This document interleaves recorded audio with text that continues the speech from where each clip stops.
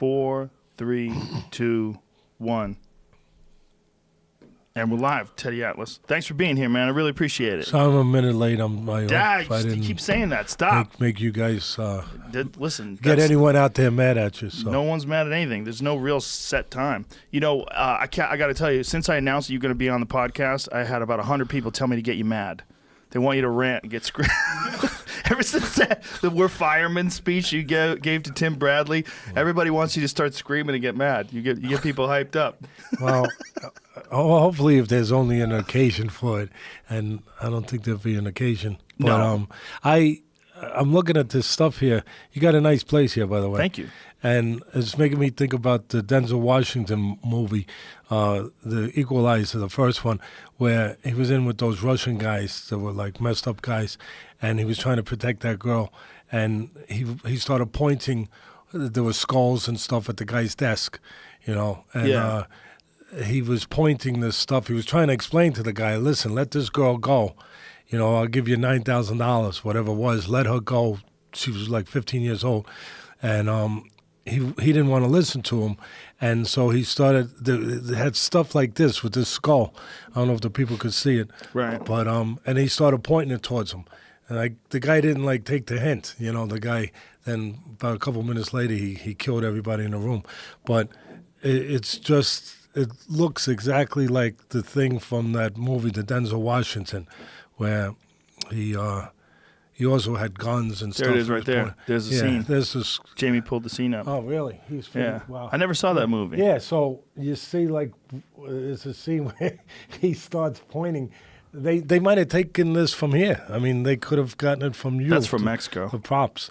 So he pointed it all towards the guy to kind of warn the guy what was coming next. But Denzel, that movie is probably the only good movie that ever came out of a terrible TV series. You remember the TV series, The Equalizer? I remember the name, but I don't know that I ever really watched it. It was a fat, sloppy white guy driving a Jaguar that supposedly kicked everybody's ass. And you'd watch it and you'd go, get the fuck out of here with this movie. No, I didn't watch it. I heard it, TV show. It was just a dumb TV show that didn't make any sense. And when they turned it into a movie and had Denzel Washington in it, I'm like, what? How is this possible? I'm going to turn this guy, I think. Is he freaking you out? Not really, but I was just thinking about that. It didn't end well. So listen, man, you just came back from the Canelo Triple G fight, which was a phenomenal fight. That was a phenomenal fight. I really enjoyed that fight. I think people exaggerate how good fights are nowadays. Like, if they're around, everything's great. Yeah. I think everything, if a pitcher has one good year in baseball, he's great. He's like the next Sandy Koufax.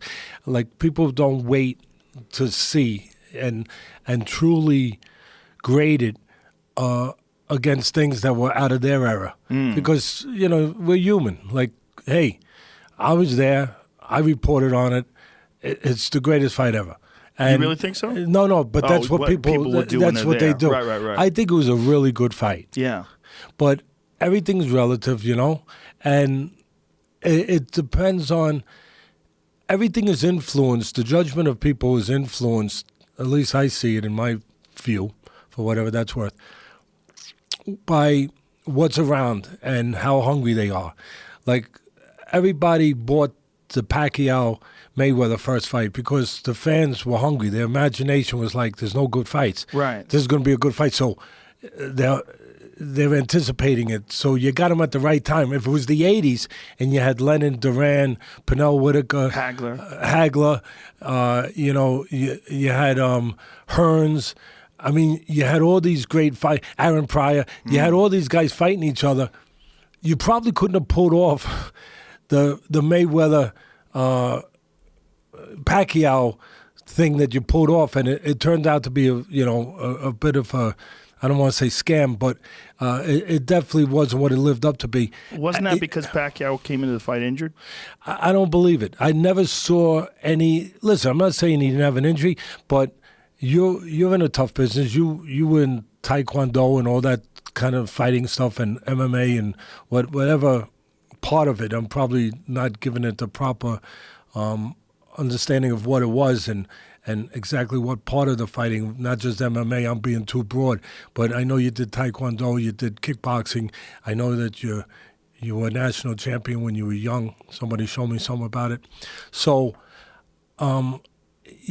you do things when you're injured. I mean, like, when are you not injured? If you're a football player, if you're a fighter, if you're in the contact business, tell me when you're not injured, like when there's not something wrong. So I never saw proof during that bout. I was there covering it for ESPN. I never saw proof where he winced or he didn't throw that hand or he threw it in a poor way or in a less than high level way. I never saw that. So listen, I'm not in his body, and I'm not a mind reader, but I didn't see it. But what I did see, I saw him and his trainer in the runway was more telling to me, taking selfies because they had got paid a few extra dollars to promote some kind of product where selfies were attached to it. So I saw that.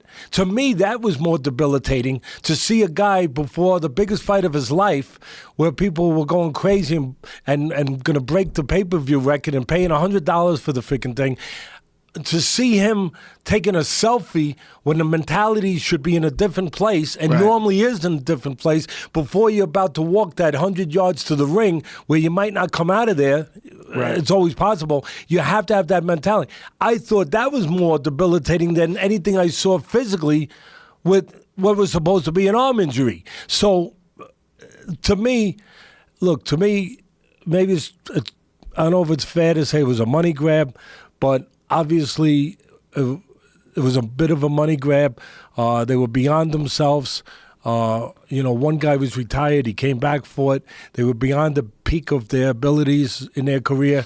And I just didn't see I didn't see that fight, the purpose to it. Well, it happened about 5-6 years late.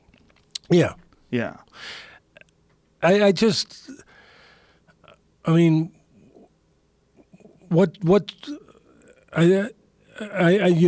Everyone who gets in a ring, they deserve to make as much money as they can. I never say that a fighter got overpaid. Never. I don't care. I never say that because I understand what it took to get to that point. But you can play with things, and you can kind of lead people to things. And again, where we started with this conversation, it's the time you're around, the environment, what's not around. Not just what's around, but what's not around. Right. There's not that many great fights to be made right now, is what you're saying. So the Triple G Canelo fight is important because there's not a lot of guys waiting in the wings. It's not like the old days of the 1980s or the glory days of the welterweight and middleweight division. No, it's not. And the people, they have a thirst, if you will, to see something that the PR department can use the right material, because there has to be fighters that obviously are marquee fighters with a name, that they can build it and get the imagination of the people to say this is going to be a great one. So when they see it and they pay $100 or $85 or $95, whatever the heck they're paying, for the fight, and then it's a good fight, well, it becomes a great fight because of all those elements. Because it's during your time. You saw it. You committed to it. You sacrificed to pay that money. You sacrificed to fly there. And, a really good fight becomes a great iconic all-time fight. Right. Yeah. And I don't think we separate that in our minds. I don't think, hey, who says we have to? Because, it's about enjoyment. So if that makes people happy, hey, that's part of what goes into the mix of entertainment. But I didn't see it when I try to separate that, being in the business. I didn't see it as the thrill in Manila. I saw it as a really good, solid fight, and they once again, unfortunately, took away from it with controversy with the decision. Did you think I thought the first decision was terrible. I thought Triple G clearly won the fight. I thought the second decision was arguable. I saw this looks like a draw to me. It was an amazing fight. I mean, I got to be honest, because I mean, that's where you're supposed to be. And Who do you think won? I had a 117, 112. And a lot of people are going to say For you had it too far. I had it for Triple G? Golovkin. Really? And all week long, I Interesting. picked Canelo to win on ESPN on SportsCenter. I was working.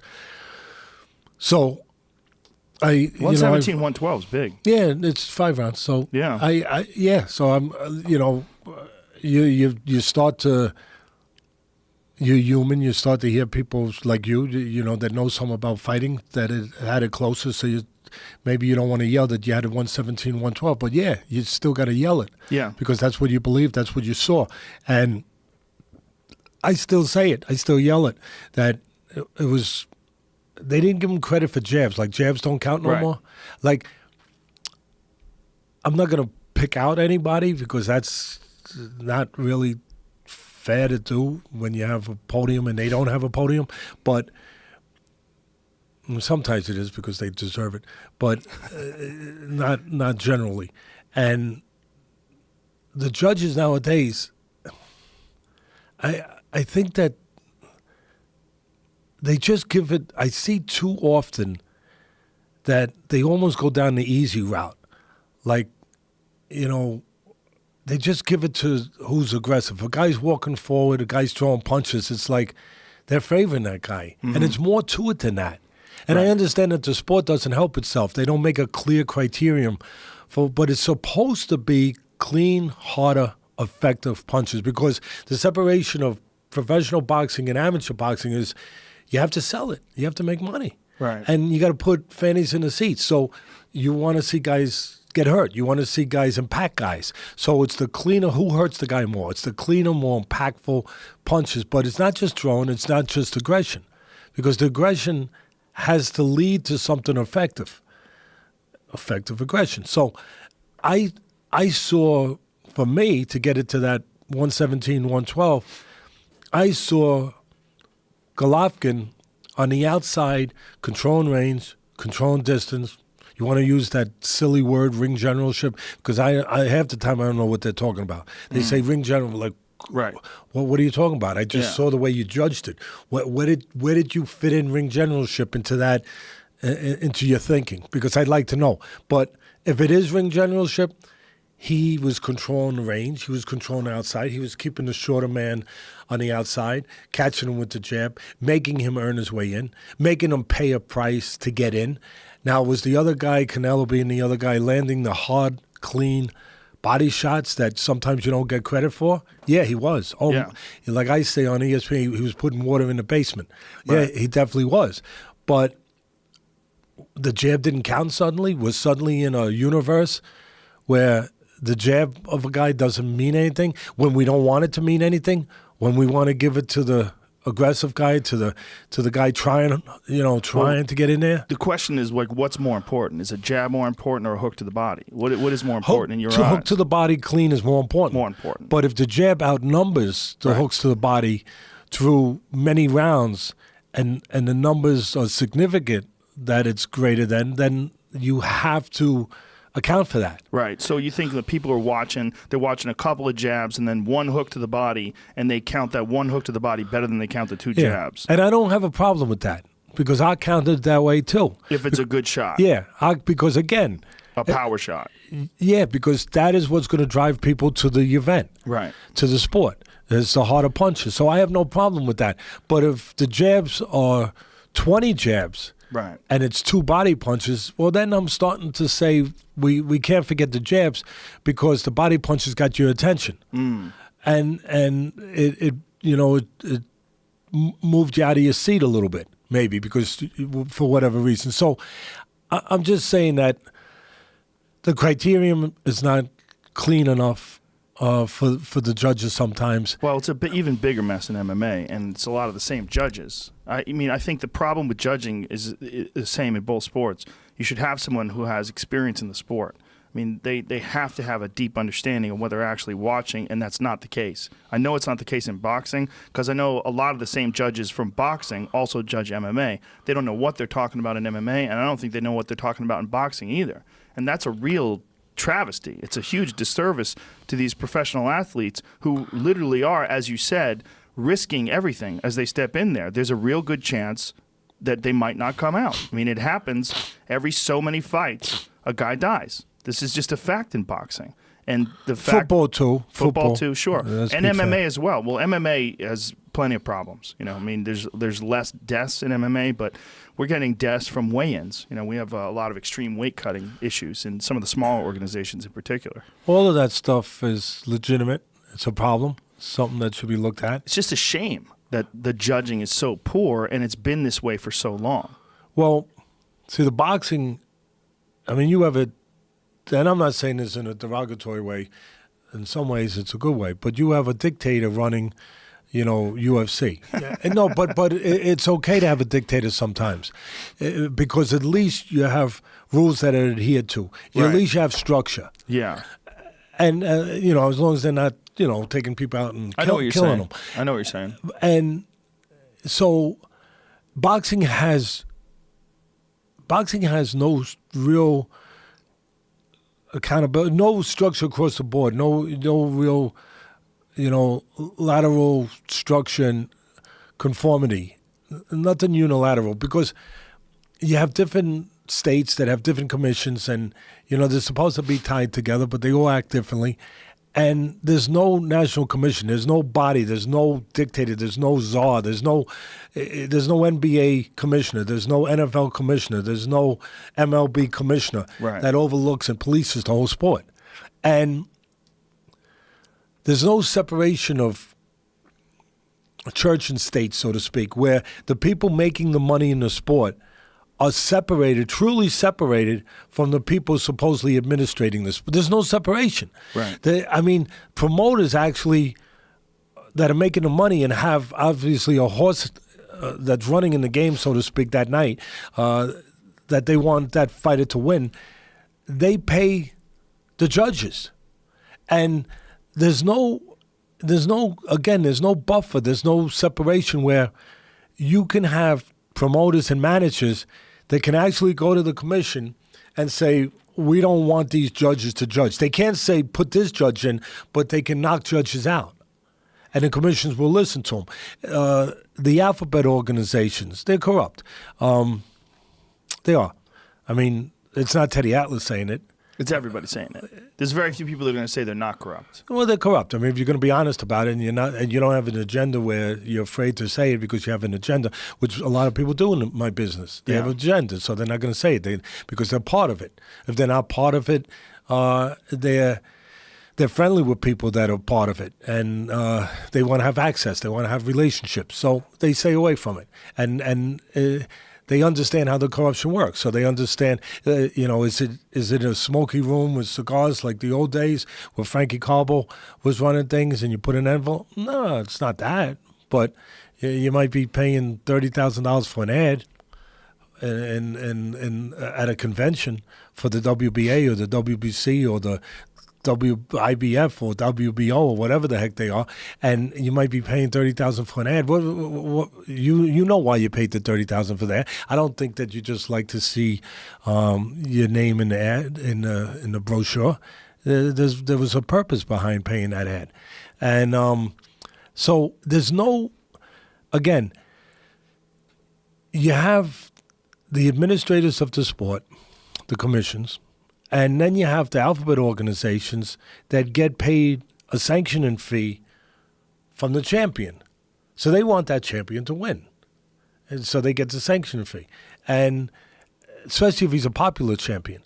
So now you have nobody saying, well, the manager can't talk to the sanctioning organization. Promoter can't. Of course they can talk to them and say, I want my guys rated high. Of course they have access. So they have access to talking to somebody, influencing somebody to move their guy up in the ratings. These are honest ratings. And they have access to telling an organization, well, I'd like to push mandatory. I'd like to push my guy to get the mandatory, which means, of course, that he's got to fight him within a certain period of time. He's got to fight the champion. That's missing in MMA. Yeah. That's absolutely missing in MMA. So you have all that stuff going on. And where is the Where's the oversight? Yeah, where's the oversight? Where's the policing? Where's the line where, because again, people making money, people running the sport, people making money, people administrating the sport, it's not supposed to blur. There's supposed to be a separation. Now, if you know where to go, in Europe, America, United States too, but all through Europe where there's a lot of big fights. There was just a big fight with Joshua in London. He drew 90,000 people, which is good for the sport, and it's incredible.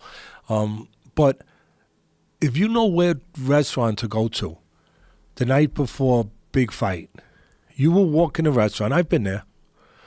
You will walk in the restaurant. I'm not going to say something if I can't stand behind it. And you will see at the restaurant, it's a big table, kind of like not the Last Supper, but it's a big table.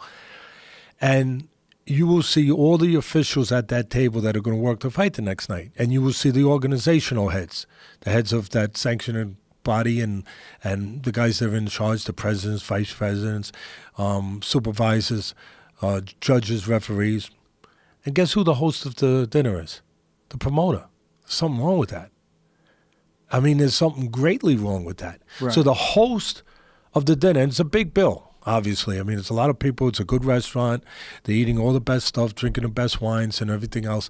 So it's a big bill.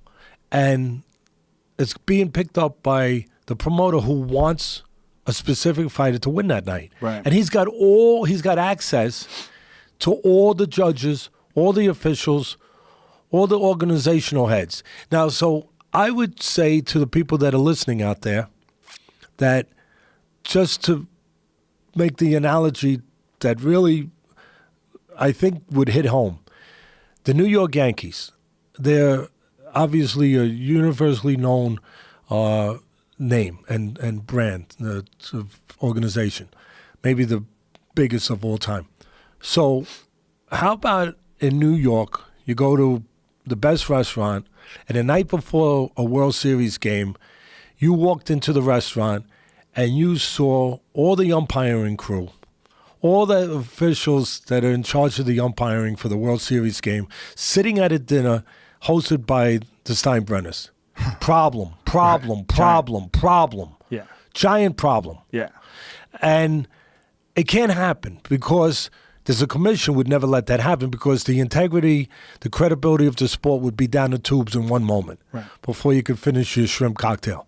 So it can't happen. It happens, goes unchecked in boxing. But it happens all the time in boxing. And just the look of impropriety is wrong. It should be wrong. It should be wrong in baseball. It should be wrong in football. It should be wrong in NBA. But it should be even more wrong in a sport where you risk so much. Yeah. No, I agree. Yeah, it's a very, very good point. And I don't know how you would ever fix that. I mean, how would you have some universal oversight over the entire sport? And how would you get everybody from the WBO, WBC, Nobody cares WBA? enough. They wouldn't. No, they don't care enough because the president of the United States started caring when there was a problem with baseball. He got involved. That was about steroids, though, right? Yeah, but it was a problem. But wasn't that a horseshit problem? I mean, it was a real problem, but it was more of a problem of they wanted to clean up the image because it's America's sport. And they had these people, but they're Mark worried McGuire's about and Sammy Sosa's. where the fans were going to leave the game a little bit. Right. So it was a problem. It was a problem. It was impacting them. It was impacting. Listen, it was impacting the perception of the game, which impacted the gates, right. What they're going to make, and ultimately the fan base, which of course impacts them financially. It impacts the country because if less people care about the sport, you're going to see it less. And if you care about it, you're going to be one of the people that are left out. So it was a problem, and they cared. I'm going to be careful saying this, but not that careful, but because you have to say it, I don't think that they care as much about the people in boxing. I don't think they do either. It's more of a dangerous, dirty sport in their eyes. Yeah. And the people that come into it and everything else, and I'm not going to get into all the other stuff that you could get into that, is so popular to get into in some ways nowadays. You mean like racism? Yeah. Right. I'm not going to get into that because want to, and I don't have, definitive things to show for that. Right. I just know how I Well, the perception of the feel. sport. The perception of sports, it's not cherished the way baseball's cherished. When there's a big fight like Canelo and Triple G, people get excited, and a lot of people will buy it, but it's not necessarily thought of as something that represents America. And particularly in Canelo, Triple G, you're talking about two people that aren't American to begin with. Yes. Yeah. And there's a history to boxing, though, that unfortunately, because I care about the sport, it's been my whole life, that it's kind of corrupt. Yeah. It's got a reputation as being corrupt. Yeah, and fortunately, like there's a good part where the history goes back farther than any other sport. Any other sport. I mean, it was the first sport in the Olympics. It goes back further there, and it was the biggest sport in this country, bigger than baseball at one time. It was that big. I mean, so, and now it's not. And it's too bad and it's too bad that the kids, that the younger people, they don't have the ability to learn about those fighters, those special fighters that were special. They really were. And they were special for different reasons. Mm-hmm. Like Jackie Robinson was special. We know. We don't have to go into why he was special. But nobody knows that Joe Louis, he was quiet and everything, but when he was in the Army and there was, segregation and all that crap going on, he quietly used his position as heavyweight champ of the world to make sure that when he went to movies and they put him in the front row and he saw that blacks weren't allowed to come in, he said, I'm not going in there unless blacks can come in there.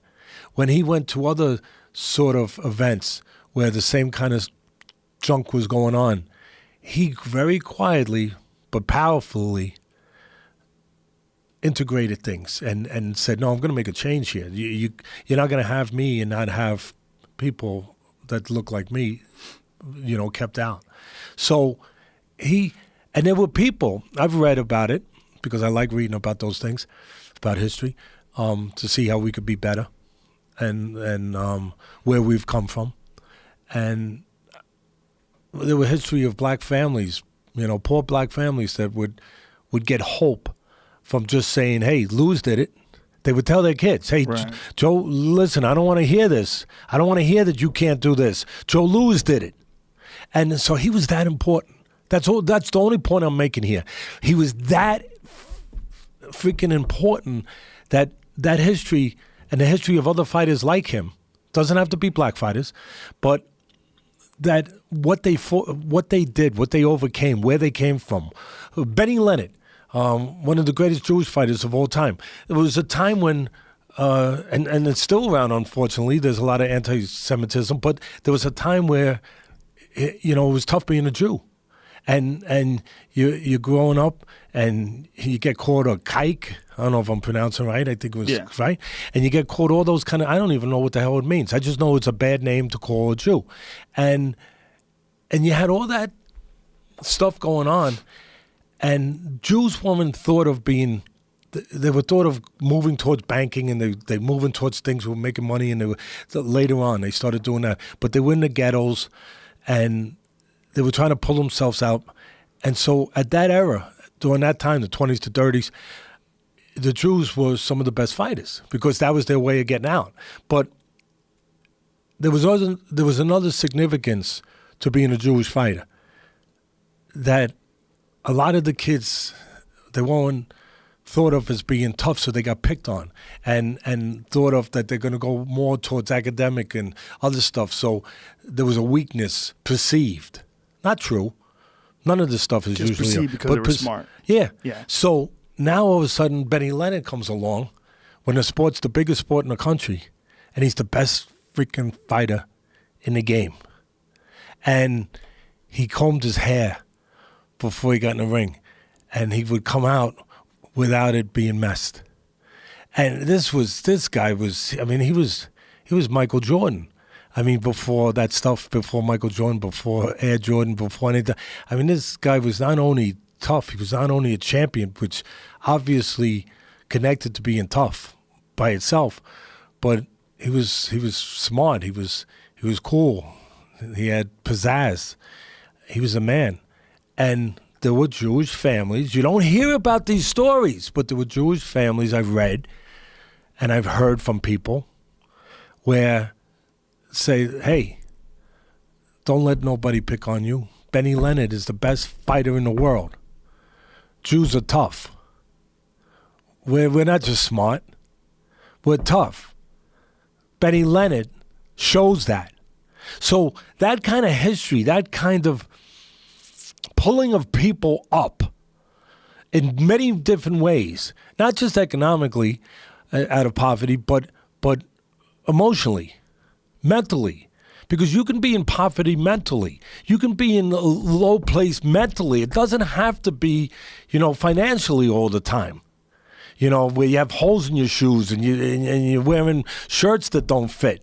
No, it can be the way you feel about yourself that is without prosperity, without value. You have no value for yourself as a person. That's the worst poverty in the freaking world. There's nothing lower than that. And Joe Louis and Benny Leonard, they were fighters. They weren't baseball players. They pulled people out of those places. They let people know they had value, that their race had value, their people had value. They had value. And that should be known. And you can go anywhere. And I'm glad you can, because I love all sports. You can go anywhere and you can read about the greatness of the baseball players and the greatness of course, NFL hasn't been around that long, but the greatness of those players and the greatness of the NBA players. But where did the kids ever get to read and to hear and to see about the greatness of these people, these fighters? Nowhere. Very little. Very little. It's not there. Why? Because, again, I'm not going to get into craziness, but the powers that be, listen, it's not marketed properly. I get it. It doesn't have a commission, so it doesn't take care of itself the way the UFC, the greatness about why the UFC grew so much is they marketed themselves in a tremendous way. So there's nobody, boxing is just there. It takes care of itself. It exists because it's man against man. So it's always going to be there. But nobody's building it. Nobody's marketing it. No one's feeding the monster to make it bigger. It's a plant that's in the corner of your office that doesn't get sun, doesn't get watered, but it's still there. Right. It's still there. Yeah. And what I'm saying is that, sorry, I didn't want to yell because now people are probably happy, but but it should be fed a little bit. It should be watered a little bit. Well, you know what feeds because of what I just described. You know what feeds it? Guys like you. Well, guys like you. Guys who have a deep appreciation for the history of the sport. Guys who have a deep appreciation of what it meant when Joe Louis beat Max Schmeling. Guys who understand what it meant when Sugar Ray Robinson was the best fighter in the world.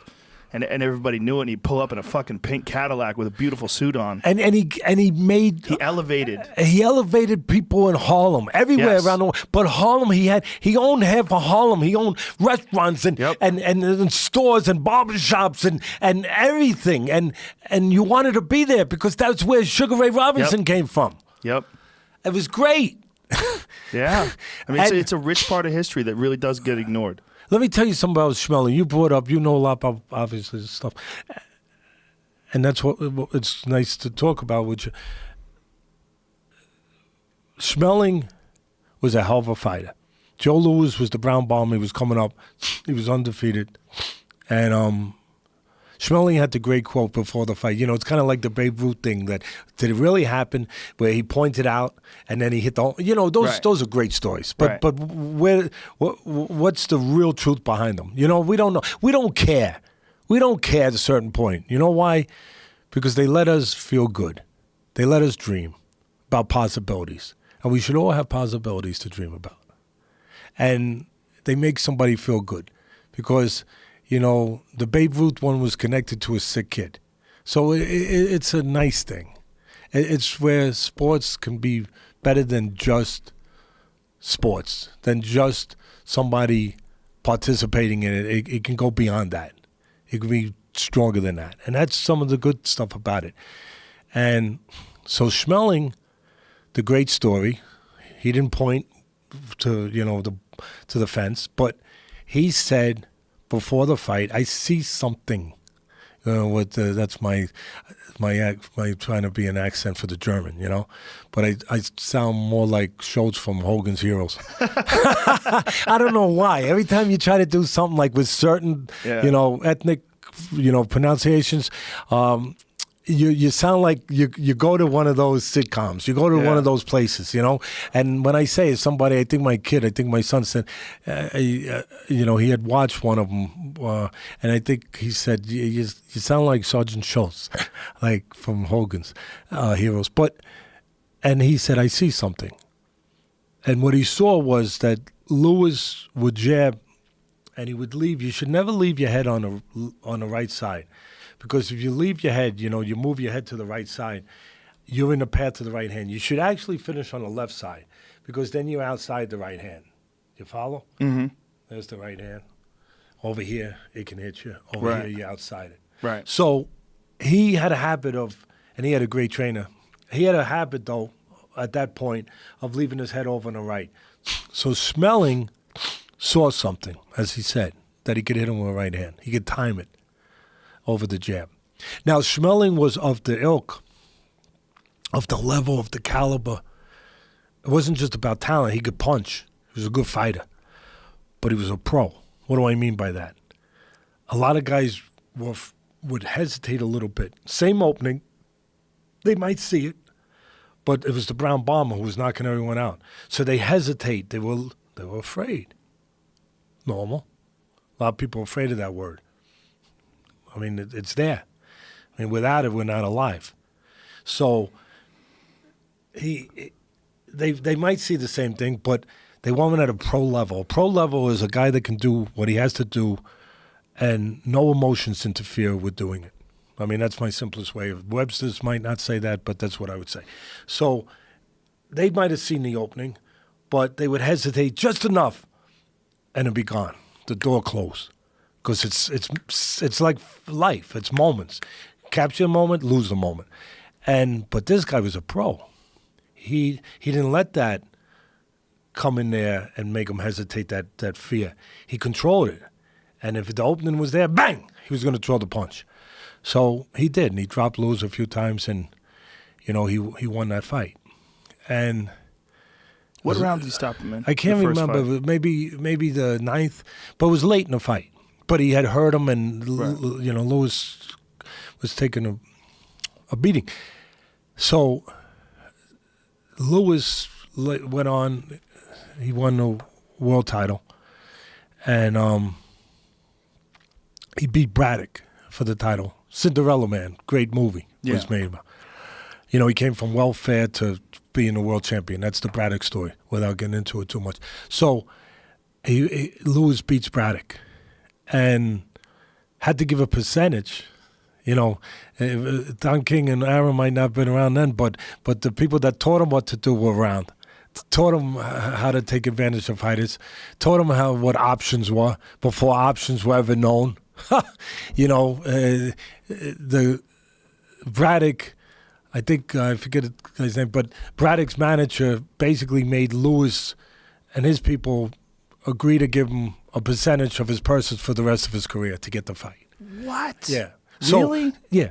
So, I mean, you could obviously research it and look into it. How much percentage? Well, I don't know. Listen, I could say 10%, but I don't want to say it definitively because I'm not positive. Right. But there was an understanding that, you're not getting a fight otherwise. Right. Like, you want to get the fight now? And listen, it was like I said, not great guys, but King and Aram, they had other guys that were before them that taught them some of these moves. Right. That wasn't so nice. But there's always a history of good and bad. Sure. Always. Who's good? Well, there's. Well, we'll get to that. I want to know if there's a shining star promoter out there. I'll try to think about it. But so they go and he wins the title, and of course the biggest sport in the country. So all the press is there, and they're, Joe, you're champion world. Not yet. What do you mean not yet? Just won the title. Not yet. Not till I beat that man. He didn't even have to say his name. Not till I beat that man. That's how much pride he had. And listen, he's the real deal. Because in his mind, how can I be champion if a guy knocked me out? Right. So when that fight took place, I mean, you talk about a setting, a stage. You know, nowadays people say, oh, I'm on the stage. There's a lot of pressure, you know. Hey, I'm not saying it's not. I'm not saying it, but a lot of pressure, you know. A lot of people looking, a lot of people, you know, depending on a lot of stuff going on, you know, and I, you know, maybe I got a headache. But Joe Louis had World War II on the horizon. The president of the United States called him up, and you had Nazi Germany. You had a guy named Hitler that is saying that he's got, you know, the master race. It's going to take over the world. Just starting that stuff, not too far away from World War II. And you got all that stuff permeating in the air. And you got Louis fighting a guy who, of course, you know, propaganda was started by the Germans, if you want. Almost, to me, almost invented that word, because you had the propaganda minister, and you had all these terrible people with Hitler that were putting out that they're the master race, they're this, they're that. You had the Jesse Owens situation in the Olympics. Yeah, and now you had the biggest sport in the biggest country and the champion of that sport, the heavyweight champ, Joe Louis, and he's fighting the German fighter, Schmeling, the second time, now for the title. And, of course, you had Hitler and all his sycophants, all these people that were, their job was to promote it, so to speak. And they come and they're saying, we will show the world that we're superior. And there's no better way to show it than in a ring. And so Louis has to, he's got to carry all this stuff. I mean, think about it. And he's a black guy in a country that he still can't go into certain places to eat. And he's got to carry the whole, he's got to carry the whole country and not let them down. And the president calls him. And again, we don't know if this is a legendary story. We don't know if it's completely true. But supposedly the president called him and said, Joe, you got to win this one for the good guys. That's one of the legends. I don't know if it's true, but I know that I'm sure he called him. And Louis has to go into, he's got to go into Yankee Stadium, outdoors, and in Times Square in New York, they used to have it set up where they would, the radio, because all the fights were on radio back then, and some of them on fights, on TV, on Gillette, Cavalcade Sports, and all that stuff, Friday night fights, but was coming along, you know, just coming along. But radio was the thing. And so in Times Square, you had the radio speakers outdoors, you know, playing the fight, broadcasting the fight. So people out on the streets, they hear the radio. And they hear, you know, Joe Louis is walking into the ring. And, you know, and you got Yankee Stadium, you got the place full, and you got the whole world of everything I just described.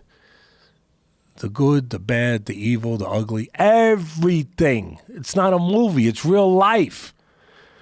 And you got Joe Louis. And he gets in that ring and he annihilates with all this pressure, with that he's got to save basically the United States and the world from looking like this ugly scourge and disease of the Nazi party is going to take over the world, is greater than us. And he single-handedly has to prove that. And he goes in there and he annihilates the guy in one round with all that stuff hanging over him. I think that's the greatest single event in the history of the world. Pull that fight up. Pull that fight up and put it in the background. And I think that when you talk about all the things that we're here to talk about character, about talent, about perseverance, about resiliency, about caring about more than yourself, about selflessness, about strength. When you talk about all those things that we try to say that we care about and that we sometimes look to be, and very rarely can we be that, he was all that. He was all of that. And there it is right there. I mean, how great is that? And he stalked the guy. And his punches were short and powerful.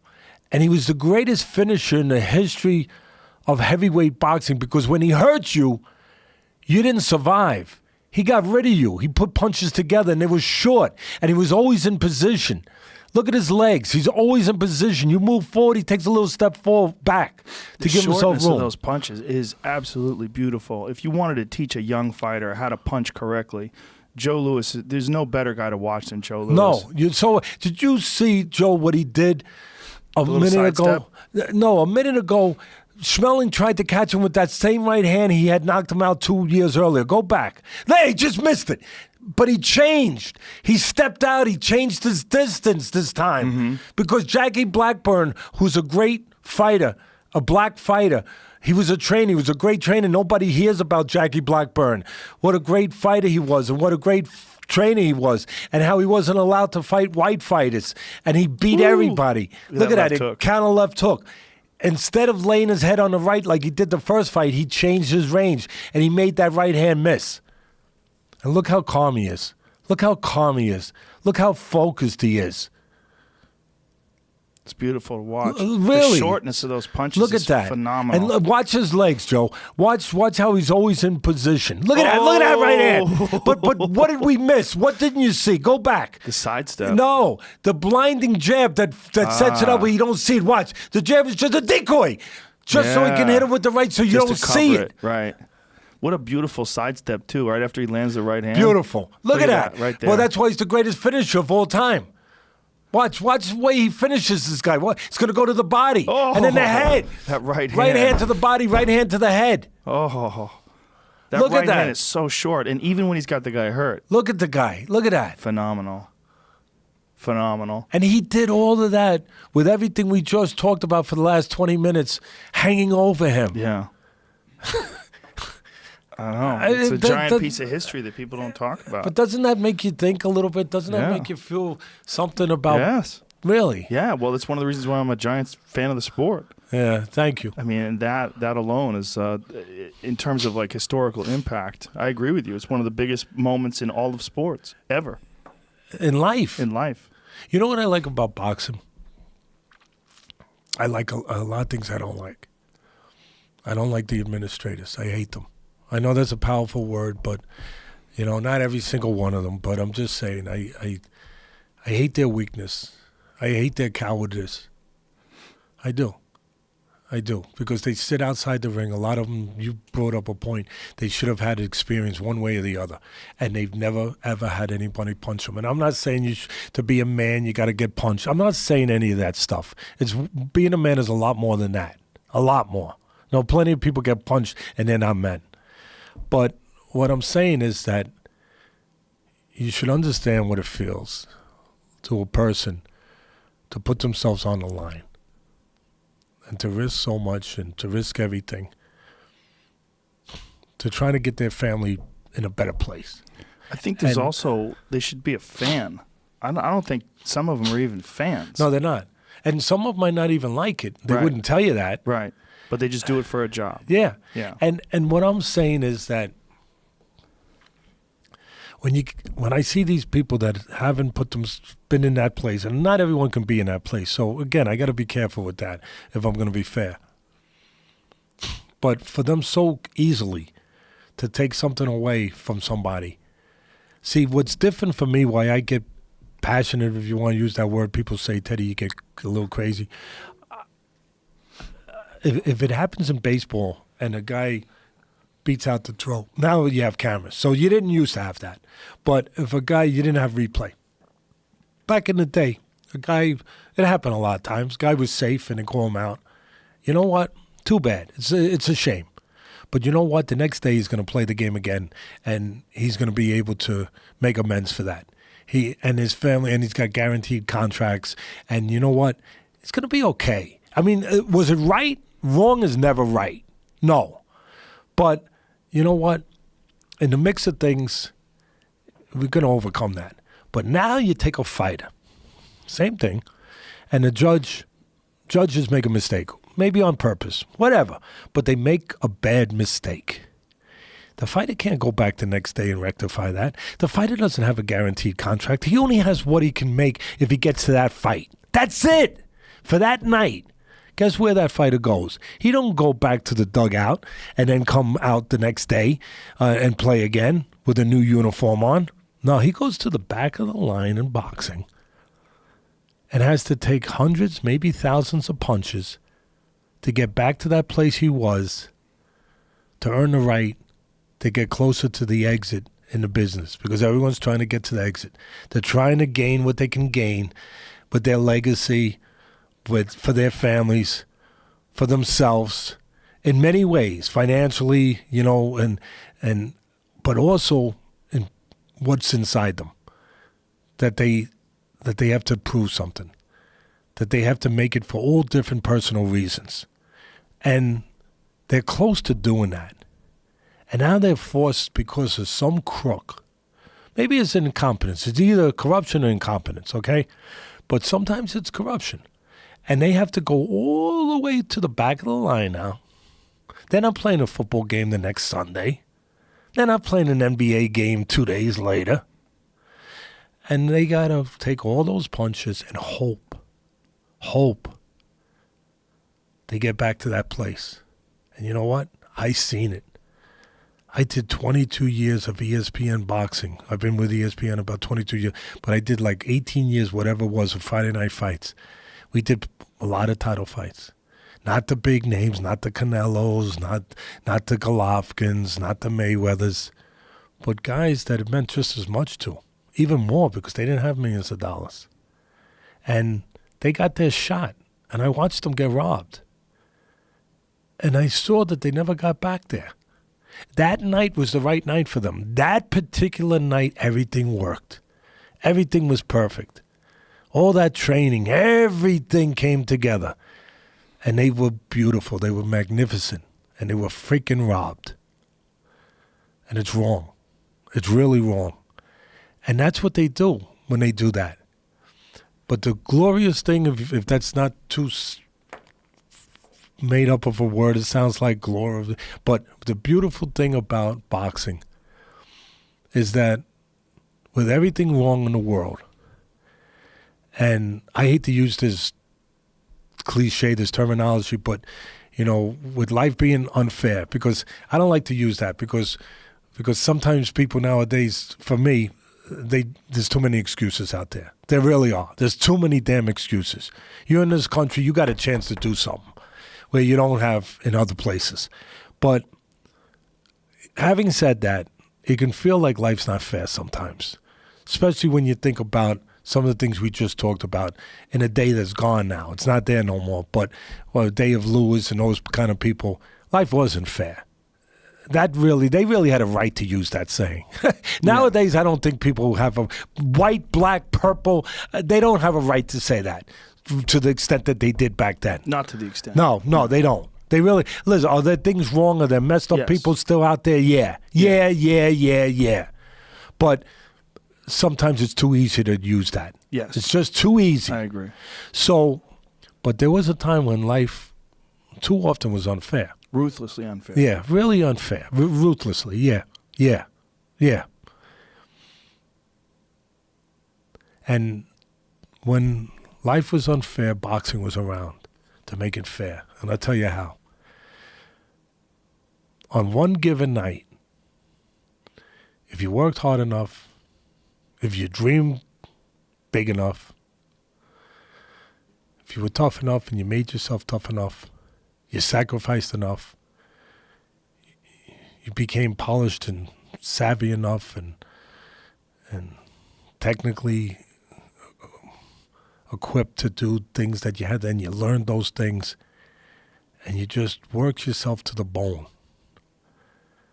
no matter where you came from, no matter what part of the world, no matter who your parents were, no matter what your poverty level may have been, may not have been, no matter what you had, what you didn't have, no matter what people had told you, didn't tell you, all of that, if you made yourself and took advantage of that opportunity and got yourself ready, and you were ready to behave like a champion, you could get in that ring on one given night and make the world fair and have your hand lifted and be called champion of the world. That makes boxing special. And that's what these judges don't get. That kids are waiting to hear that. And they give everything. You know, you hear too much the crap where I would die for that. There's people that would die for that. There were people in our times, in this world, in this country, and you used the right word, you know, tragically, whatever powerful word you had just used, ruthlessly. Yeah. There were people, because of that word, because of the reality of the actions attached to that word. If you told them, listen, you're gonna have to die, you know, after this, but you'll get to have this. Your hand will be lifted. You will be called champion of the world. All your people will see it, and the people you want to see it, and yourself. But you'll die afterwards. I would give you that people would sign on. That's how important that was. That's what that stood for. And then you get judges that have no conception of that. I don't mean to laugh, but no, I'm not saying they have to have a complete conception of it, but no feeling of what we're talking about. I think they're like DMV workers. That's what I think. I think there's a bunch of them that are real good, but a lot of them are just like people that are just taking a government job. That's what I think. And I think it's a travesty that they're not removed. That's what I think. Whenever I go to a UFC, and like I said, a lot of it the same judges, and I see some of these scores, I want to take my fucking headset off and throw it into the cage and scream and flip over the table. And you just kind of take a deep breath and calm yourself down because there's nothing you can do. And these athletic commissions have kept these people on for whatever reason, and you're watching a bad decision. You're watching someone who trained for 8-10 weeks for this one particular fight and years to get to that position, and they're getting fucked. And they're getting fucked because someone just sucks at their job, and they don't care. And this person, they're going to be there 2 months from now at another fight. And there's nothing you can do about it. And I don't understand it. I don't understand how the commissions let this slide. I don't know how difficult it is to fire these people or to prove they're incompetent. But I do know that, especially with well, I guess it's probably true with both boxing and MMA, there are countless fans out there that would do a far better job. Countless people that have experience in fighting, countless people that have a deep appreciation and understanding of what's actually going on inside the fight. And these people don't get those jobs. And instead, these same fools continue to give piss-poor decisions or corrupt decisions. I mean, whoever that woman was, you know, I don't even mention people's names, but there's been some decisions. There's been some horrific decisions. The one that had it with the Mayweather, you're talking about the Mayweather-Canelo? Yes. When the woman that had it a draw? Yes. What? Yeah, I'm not gonna. I know her that? name, but I'm not gonna. Yeah, say I'm not gonna say her name either because she was also involved in another one. Was it? Yeah, she got Timothy Bradley. 30, I think. Manny Pacquiao. Yeah, she was involved in a couple. Yeah, a couple, at least two, right? Yes. So I think we're being responsible. Why was she still there? Right. Seriously. Why was she still? Why there? was she still there? Why? Yeah. Why? Why was she still there? I mean. Right. We're not talking about neurosurgeons that can separate conjoined twins. Really? Right. We're talking about a job. There's a lot of people that could do it. I'm not saying it's an easy job, but I'm saying there's a lot of people that have a real understanding of boxing that would have done a way better job. I mean, somebody robs a bank. They're not your bank teller the next week. Exactly. I mean, Well, out of all the promoters today, is Golden Boy the best? I mean, at least Oscar De La Hoya, Bernard Hopkins, they're legit world champion fighters. Yeah, I mean, they have a. But they're attached to. They got a strength and they got a weakness. Their weakness is they're really attached at the hip to one their solar system, so to speak, has one sun, and that sun is called Canelo. Right. Canelo disappears tomorrow, and they're fucked. Yeah, they're not happy. Yeah. They got some problems. But listen, Al Heyman's out there. He's PBC. He came along. He just signed a deal, from what I read. I think I'm saying the numbers right, where Fox gave him $50 million for a 4-year deal to put fights out there, and he's probably got the best stable of fighters. I mean, he's got, well, the guy hasn't been fighting, but the guy I think was one of the best guys, Thurman. But he's got who I really love. This guy's a beast. My son loves him. Spence, Errol Spence. Yes. He's a beast. I mean, the guy, I like him inside and out. What do I mean by that? I mean, he truly believes that he should fight all the best. He truly believes he's the best. He truly believes he's going to get to you. You know what I mean? Yes. And he fights that way. And he's a great guy. Like, he's a good guy. He's a good guy. So it's good. He's articulate, handsome. It makes it better. Yeah, he's fun, got a big smile. Yeah. It's better, Yeah. Terrence Crawford is another one. I'm a giant fan of Terrence Crawford. Crawford's out there. And so, I mean, Heyman's got a lot of, he's also got Wilder, the heavyweight champ, but one of the champs, whatever that is. But Wilder, technically he's got a lot of problems, but he's got one thing that's not a problem. And Confidence. Confidence, but one other thing. Oh, my goodness. He's Thor. Instead of a hammer, it's the right hand. He does have a fucking hammer for a right hand. Oh, my goodness. Listen, that motherfucker knocked out everybody. Oh, man. If he hits you... and the Ortiz fight was very interesting, right? Yeah, he was hurt. Ortiz gave him some problems. He was in bad shape. Yeah, and still. Referee might have helped him a little, but he was in bad shape. Yeah. And, but boy, oh boy, still. I say it a lot of times, he had that eraser, I remember I was, it's not a great memory, but as a kid, somehow I wound up in Catholic school for a minute, and those nuns, they should have been fighters. They were mean. Yeah. They were mean. I think they were a little twisted, some of them, but I'm not going to go too, but they were mean. But they had no problem hitting you in the head with that black eraser. They're like, you want to pay? Bang! It was just like, and it was hard. It was like, I don't. The dust would fly. Yeah, dust would fly. And he has that eraser. Yeah, that's the point I'm making. Yeah. He has that eraser where bang. But look at his technique. But his technique is so crazy. Not too good. It's so crazy. His feet come up off the ground. Technique but when bad. He lands. Technique bad. Power boom, good. Shalak lock boom. Really? When he lands, people go flying. I mean, and he's not a giant heavyweight either in terms of his physical weight. No, but you know what he is, though? He's long. Yes. And he's tall. And look at those arms. He is long. I mean, he could, if he was in here, he could hit you across the room. Well, so is Tyson Fury. And that's one of the things that makes this fight very, very, very interesting.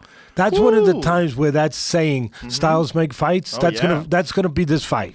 That's going to be the whole thing. Yes, Tyson Fury is a motherfucker. Well, he can move. Yes. He's not only 6'7" or whatever the hell he is. I think he's bigger than that. He's 6'8". Yeah, he's maybe tall, 6'9". he's long. But he can move. He got legs. Is phenomenal. Yeah. Somebody forgot to tell me he's a heavyweight because he moves around like a lightweight. Yeah. And that could be a problem. Yeah. Until he gets hit. Also, he talks tremendous shit until he gets hit. Well, then my things change. Yeah. But I always used to say when I was doing a broadcast of the fight, I would always say, and of course I wouldn't say it if I didn't have a belief in this and a proof of it in my mind at least, that punches are born, they're not made. Yeah. You're born or you're not born to be a puncher of that level. You just are. And I'll tell you something funny that because you brought it up about him being, he's not a big, he's not that prototypical big, husky, wedged out heavyweight. Like Joshua. Yeah, he's not that. Right. But I'll tell you, when I was training fighters when I was young, and I was taking them to smokers in the Bronx to get experience every week, tough places there in the South Bronx, and we're taking them to these unsanctioned fights just to get them experience. And if I didn't know the fighter, I'm responsible for these kids back then. I'm like their parent, and they're trusting me. Some of them didn't have parents, but the ones that did, they were trusting me to take care of this kid. They didn't know I was going to South Bronx where I remember one time I borrowed a car from somebody. I didn't have the good enough car. It was the publisher of the newspaper, the Catskill Daily Mail. And Gunther was the name of the publisher, and I borrowed his station wagon. I didn't have a car big enough to take the kids. And as I'm leaving, he says, "You're not taking them to a bad place where they like rob hubcaps or something." And I was like, "No," because I didn't think I was lying. Because to me, they robbed the whole car. So I said no, because he left it at hubcaps. Right. So I said no. So I get. So I get there, and the first thing I do is I pull underneath the L, for people who don't know, it's the train, subway, the train, and I underneath, and that was, you talk about life growing up quick. In one night, it was like reading chapters of a book. You went through different things, and you learned different things about yourself, and about what's there, what you don't see, and you haven't been around, but it's there, and it's good to know it's there. A different life. Different way. And I'm down in the South Bronx, and first thing I did, I went to Mr. Santos. He was the father of one of my kids. I went to his bar across the street, said, "Mr. Santos, my car's over there." Gotcha. And I come out, and all the batteries of the cars were gone except mine. Quite often. And but my car was good. Mr. Santos and his crew made sure that nobody took my battery. And so we were good. So I was looking out for the kids because I did what I had to do, but it was a scary place. It was a tough place.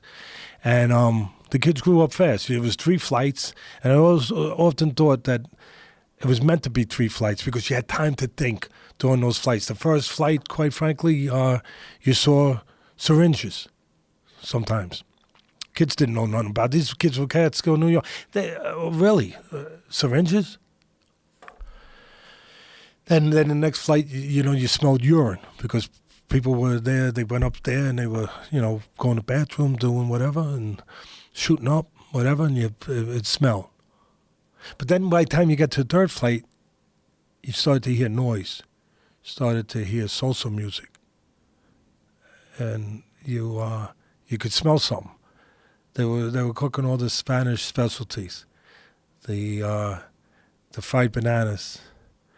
The meat with the potato in the middle, palantas and all the I don't remember all the names, but all the different, and then of course a lot of rum, it was a bar, but that's how they paid the rent for the gym, because they would do these smokers twice a month.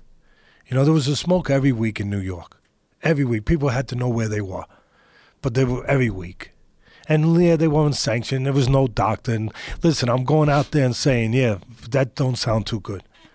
I got you. But we made it good. Yeah, we made it good. We made sure we took care of it. We made it. I know it was still dangerous. It was still all that. But you want to know something? A kid drinking a bottle of vodka a day was pretty freaking dangerous. Okay? I had some idiot one time. I was trying to get money from my foundation, and I was explaining to him, and he was a political guy, and I was explaining to him, and he goes, "Oh, but you get brain damage in boxing. It's pretty dangerous." I was trying to, like you, when you want to throw your headset when you see these, I was like trying to control myself. I'm trying to talk to, I'm supposed to talk to the right guy, this guy, if I'm going to get money from my foundation that helps these people, right? So I'm trying to talk to him, and I'm saying, do you get brain damage from being out in the street and getting hit with a pipe? Do you get because this is the people I'm helping. Do you get brain damage from doing crack? Do you get brain damage? I did have a kid who drank a bottle of vodka. Now, when he gave to my program in the foundation that we run, for 2 years, now it's 3 years, he's been clean. He's back with his family. He was living on the streets. He was with gangs. And when he got into boxing in one of our programs, he stopped all that. But he was drinking a bottle of vodka. Yeah, it's true. 15 years, yeah, a lot of people say, "Teddy, how do you drink?" Yeah, but he was. How do you do it? Because you have a lot of pain maybe or whatever. But yeah, he was. And so I said to the guy, I was trying not to get into an argument, but I was like, boxing causes brain damage, but I'm taking guys away, kids, that the alternative is the bottle of vodka, the crack, the needle, the pipe on the head, or maybe the pipe on someone else's head where they cause brain damage to someone else. Maybe unfortunately, you one day walking out of your house. What about that? Brain damage? That's your way of telling me no? That's your way of not giving me what I'm asking for? To say that? Why don't you think it out a little bit more? Why don't you think it out a little more and give me a better excuse? Why don't you at least understand what we're doing? Yeah, there's a reason why we're doing this. So these kids, we would go to the South Bronx, and these kids they'd walk up, like I said, they'd walk up the steps. By the time that door opened up, and again, this is how they paid the rent. By selling liquor, by charging $3 to get in, and selling that food, and the place would be packed. Packed! And when the yell went by, we talked a little bit about pressure and about, what pressure does to you. It can form you. It could destroy you. But it could form you. It can make you realize what you're capable of. You know the greatest thing about what boxing does for somebody? It makes them know. Teddy, what does boxing do for you? Oh, you jab, you condition, you take care of your tempo, your body, all that stuff. Yeah, sounds good. Teddy, give us one thing that boxing does for you. It lets you know you can depend on yourself.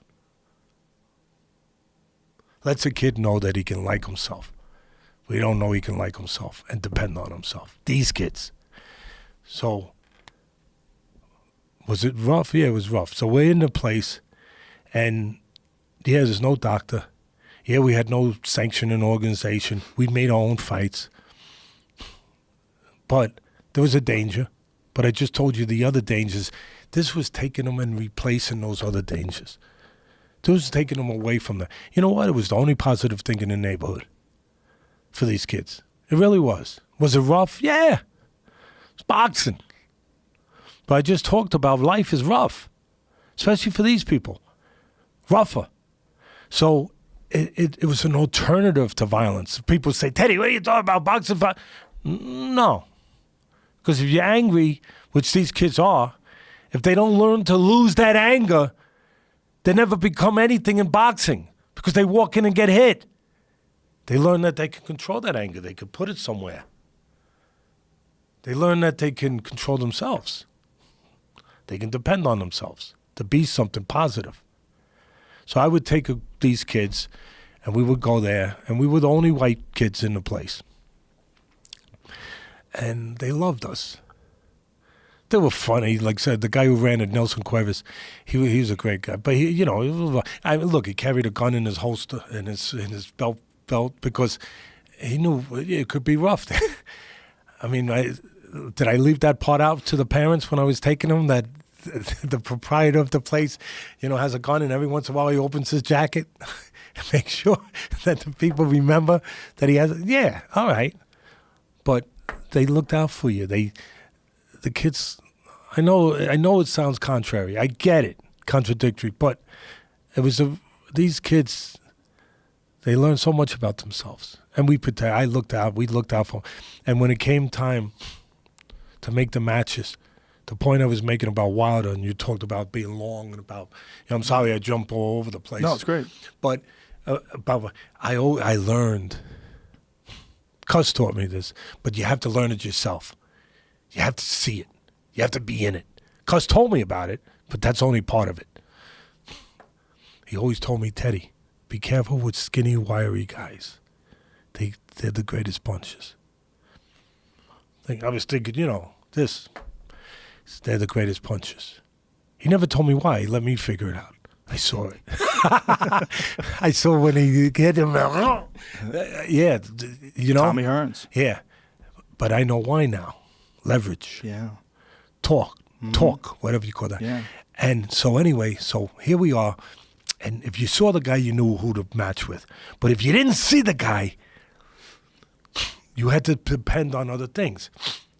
Who's the coach? Certain coaches had no good fighters. Certain coaches had good fighters.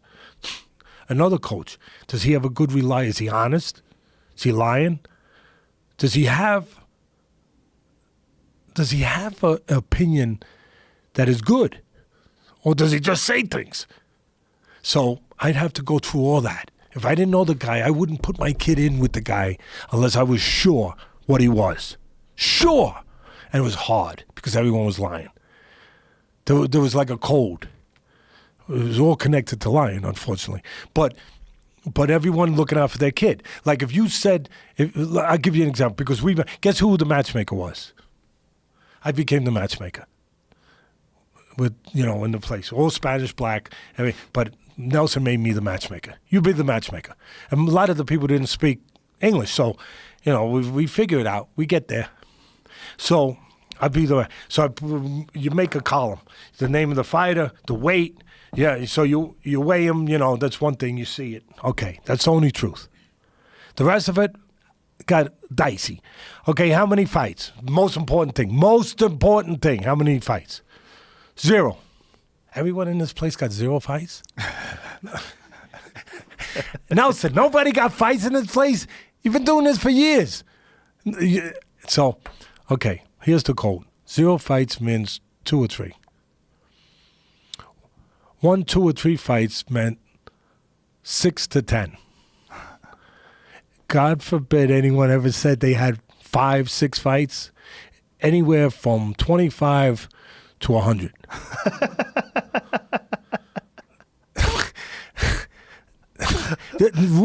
Real. This is the world that I lived in for 5, 6 years.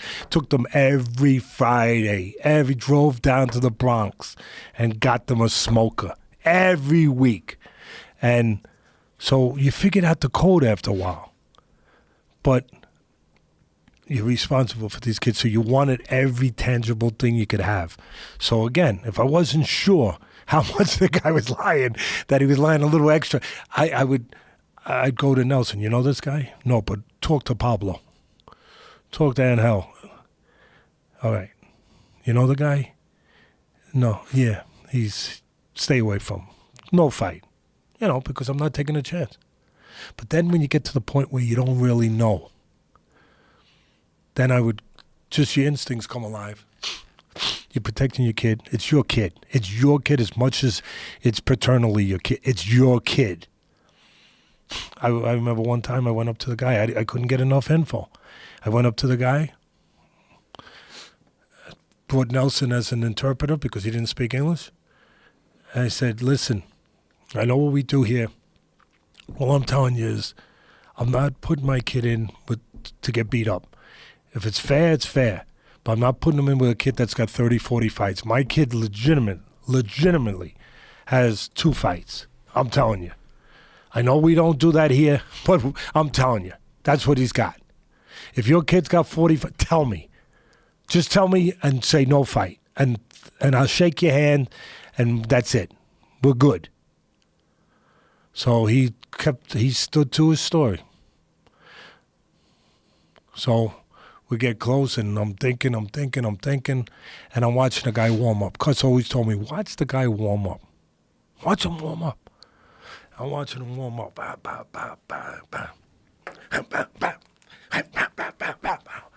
said, this guy didn't have 2 fights.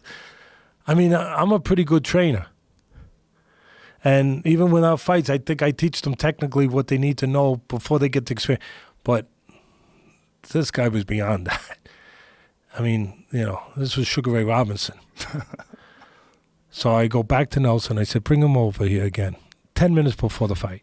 I said, bring him over here again. Comes over. Or, a little bit of an attitude. It's all right. Everyone's got attitudes in this business. He said, hey, listen. One more time. I just want to tell you, not threatening you, but I have to tell you this. You told me he's got no fights, whatever, 2 fights, whatever. When the bell rings, if you got over on me, I was wrong, you were right. As soon as the bell rings, I'm going to see it. I'm going to know it. There's nothing you can say afterwards to explain it. I know it. And I'll stop the fight if I have to, because I'll protect my kid. And right after I do that, I'll be coming over to you. That's all I'm going to say. So please, for you, for me, please. If it's what I'm saying, please, just tell Nelson. You don't have to tell me. just tell Nelson when I leave here that we're not going to fight. Nelson came back to me 4 minutes, 3 minutes, 2 minutes later and said, no fight. Thank you. Tell him thank you. Tell him thank you. That's the world we lived in there. But we got it done. We got it done, though, Joe. We did. We really did. Well, thank God that someone like you was able to understand that there is a big difference and that you can, these guys that sandbag like that, it's very, very common. And see, they think they're gaining something because, you know what I mean? It's in their world. They just want to fuck somebody up. Yeah. And so, but let me tell you something. My kids, I mean, like when we first started fighting there, they had bongo drums this high. I mean, my kids had never seen bongo. I didn't see bongo drums that. What am I saying? But they were this high. They were bongo, and they were in the ring. They only came out, when we got ready to fight, and they're playing the bongos and great music. I mean, really was But you know what? When you're hearing that bongo music, and you're in the ring, and you're talking to the kid in the corner, and they're outside now with the bongos, and they're playing the bongos, and you're talking. That's an atmosphere. Yeah. That's different. That's real experience. That's experience. That's life experience. Yeah. You know what I mean? Yeah. That's not taught in the classroom. And my kids, after 6 years of that, because that's about how long we did it, and I was up there 7 years training fighters for Cus. So I'm telling you, my kids grew up. Did they all go on to be pros, and did they go on to be Olympic champions? No. But they took that and they used it to be better at what they did and to have the confidence to do things they might not have had the confidence to do without that experience. I got a couple of them that are state troopers. I got a couple of them that are teachers in high school. I got all different things. A couple that went to college that nobody in their history of their family ever went beyond high school. But they went to college, and they were kind of told you're never going to go to college. They went to college. And I would like to believe it had something to do with that, And a lot of people ask me, who was your greatest? Because I had Tyson too there. He became one of them. And I remember it was funny because when I would put it down, like I said, everyone lied about their experience, but they lied about everything. But I would put down the age and everything else, all the stuff for what it was worth. You had to have something to try to believe in, right? And then figure it out from there. So Tyson, when I first had him, he was 190 pounds, nothing but muscle, 12 years old. Okay, that's what he was. But that's what he was. I mean, that's what God made him. That's crazy. So I go down there and I put first fight. Nobody's seen Tyson. Nobody's ever seen Tyson. But 12 years old, 0 fights. Okay. Teddy, now you go too far. You lie more than us.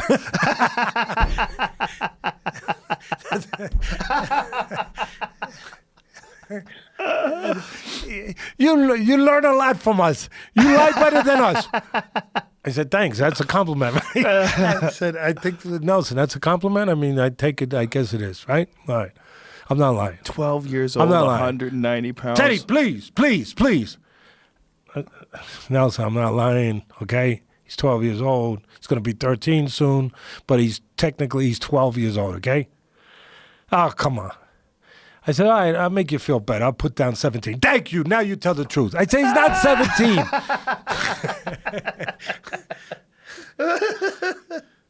But I knew what I had, like I said, I knew what I had. So I fought a 17-year-old. I wasn't going to fight no 12-year-old. That wasn't going to happen. Right. And plus, I get arrested for murder.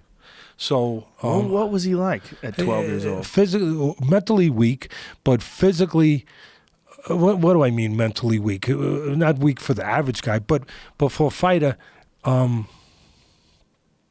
he still have remnants. He still had residual stuff from his upbringing. Listen, you want to know the truth about the guy? I mean, he orders, but he used to hide in between abandoned building walls in Brownsville. It was a rough place, no doubt about it. Didn't have a father, whatever, the mother, whatever. And he he used to hide between walls to not get picked on. And I believe when you do that, you never get outside of that wall. To a certain extent, you're always hiding in that wall for the rest of your life. That's just my belief. Teddy, what are you talking about? He became heavyweight champ. Some people think he's the greatest. Some people... I don't have his record in front of me, and this is going to blow some people crazy, but what are you going to do? I don't have his record. Let's just say we're going to make an arbitrary number because your man's going to pull it up. But let's just say it's 50-6. All right, we'll say 5. 50-5, but whatever. I think his record is truly, if you're going to be this, and we're not truly in life with anything, but if we're truly, truly in an absolute world, which we don't live in, but I would say he's 0-5.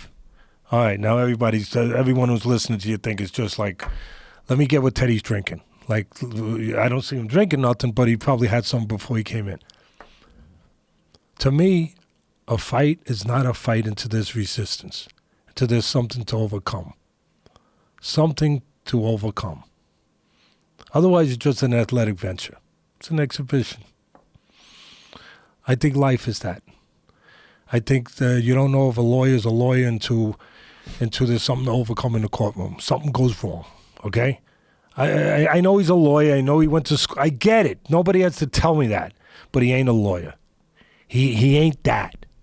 Until everything goes wrong, the judge throws all his crap out, and he is effed, so to speak. And he figures, and he still handles it. Then he's a lawyer. A doctor's not a doctor until he opens up this kid, just like he's got at home, and arteries are bleeding all over the place, and it's not in the textbook. It's not in the freaking textbook. And he got to do it. He got to figure it out. And then he's a doctor. Then he's a surgeon at that level. You are not in a fight. I admit it. I equate life to a fight. I do. You're not in a fight until there's pressure, resistance, overcoming something. Otherwise, it's just an exhibition. Tyson's talent was so great.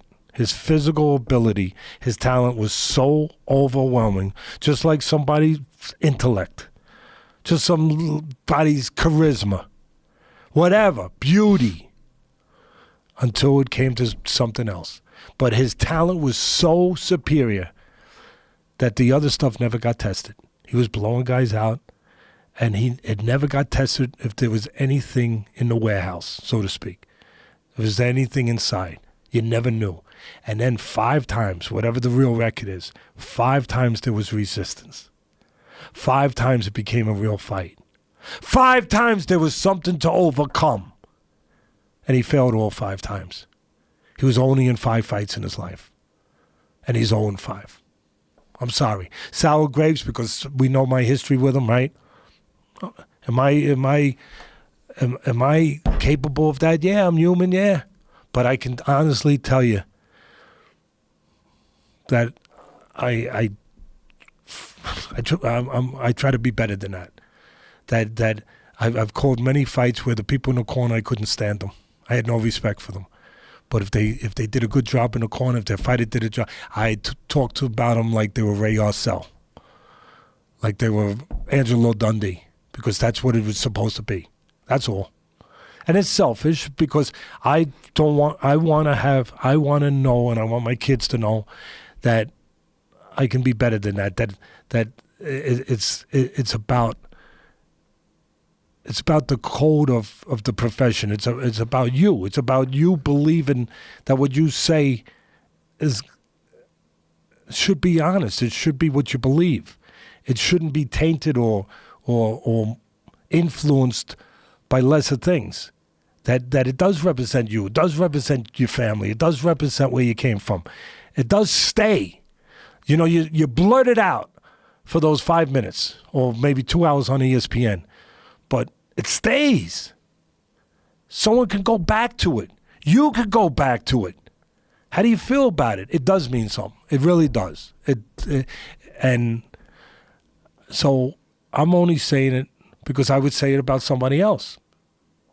In the way that I calibrate things, the way that I evaluate things, that I don't think that you know crap about somebody until they're tested. You don't know if they're your friend. You don't know if they're a good wife. You don't know if they're a good girlfriend.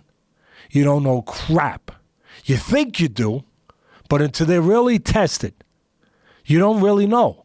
And Tyson, when he got tested, when he had to overcome something, when he didn't run him over like one of those big monster trucks running over a Volkswagen, because he was a monster truck with Volkswagens. Yeah, he was. Yeah, he was. And was he one of the greatest punchers of all time? Yeah, yes. Could he punch from either side of the plate like Mickey Mantle, the greatest switch hitter? Was he that in body? Yes. He could punch evenly, great with either hand from either side. Was he all those things? Yes. Was he as great an intimidator as Sonny Liston? Yes. Was he a great finisher like Joe Louis to a certain extent? Yes. But he wasn't a great fighter. Because great fighters, when the fight came to them, they found a way to do what they had to do. He found a way to disappear. They found a way to show up. Yeah, show up. He found a way to go and not show up. And look, you could go talk to psychiatrists and you could go through all the reasons why. The hiding between a wall when he was a kid. Yeah, that's part of it. I'll tell you another part of it. To be that, not to be the power puncher, not to be the aggressor, not to be just those things, to be the Titan, to be the Viking, to be the samurai, to be the warrior, to be those things. It has to be inside you. You have to believe it. You know, a lot of times people lie in life. There's certain places you can't lie. You know, sometimes we say that the ring is the chamber of truth. You know, it sounds good and all that, but it is. Because just like in other places in life too, when the moment comes for those kind of serious things, you have to feel like that. You say that you're the conqueror, you're Alexander the Great, you're all those things, right? Okay, words sounds great. Makes good sound bites. Probably bring more people to the TV. But when the moment comes and you didn't intimidate the guy, that didn't work, okay? We all try it to a certain extent, right? Probably, yeah. I'm sure you've looked at guys certain ways when you were younger, and you purposely looked at them in a way to invoke a certain kind of action, a certain kind of result from them. Just looking at them in a real serious way that you hope that it weakened them. Yeah. But because I know your background, you were prepared to do what came after that. But some people aren't. Some people aren't. And Tyson wasn't. As great as he was, I just said it. He's great, guys that hate me for saying your hero or whatever your favorite guy was. He's great. Just not great in his area. And when that moment comes,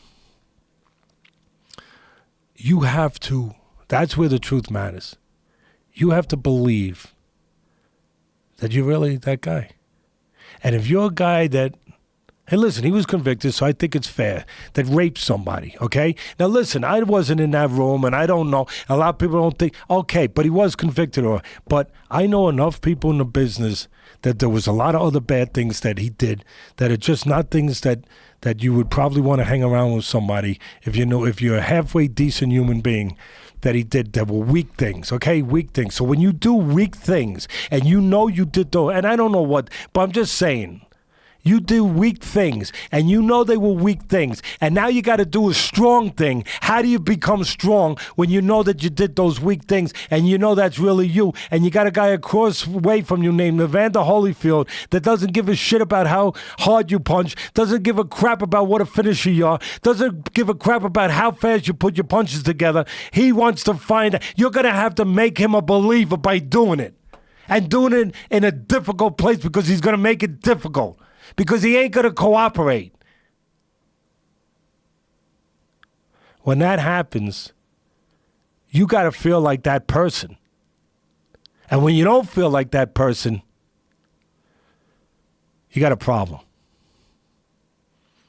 And that's what happened. It wasn't a matter when he bit his ear. It wasn't a matter that he was hungry and he was a savage and he was from the street. Stop the crap. It was a way to get out. Because he knew he wasn't that guy.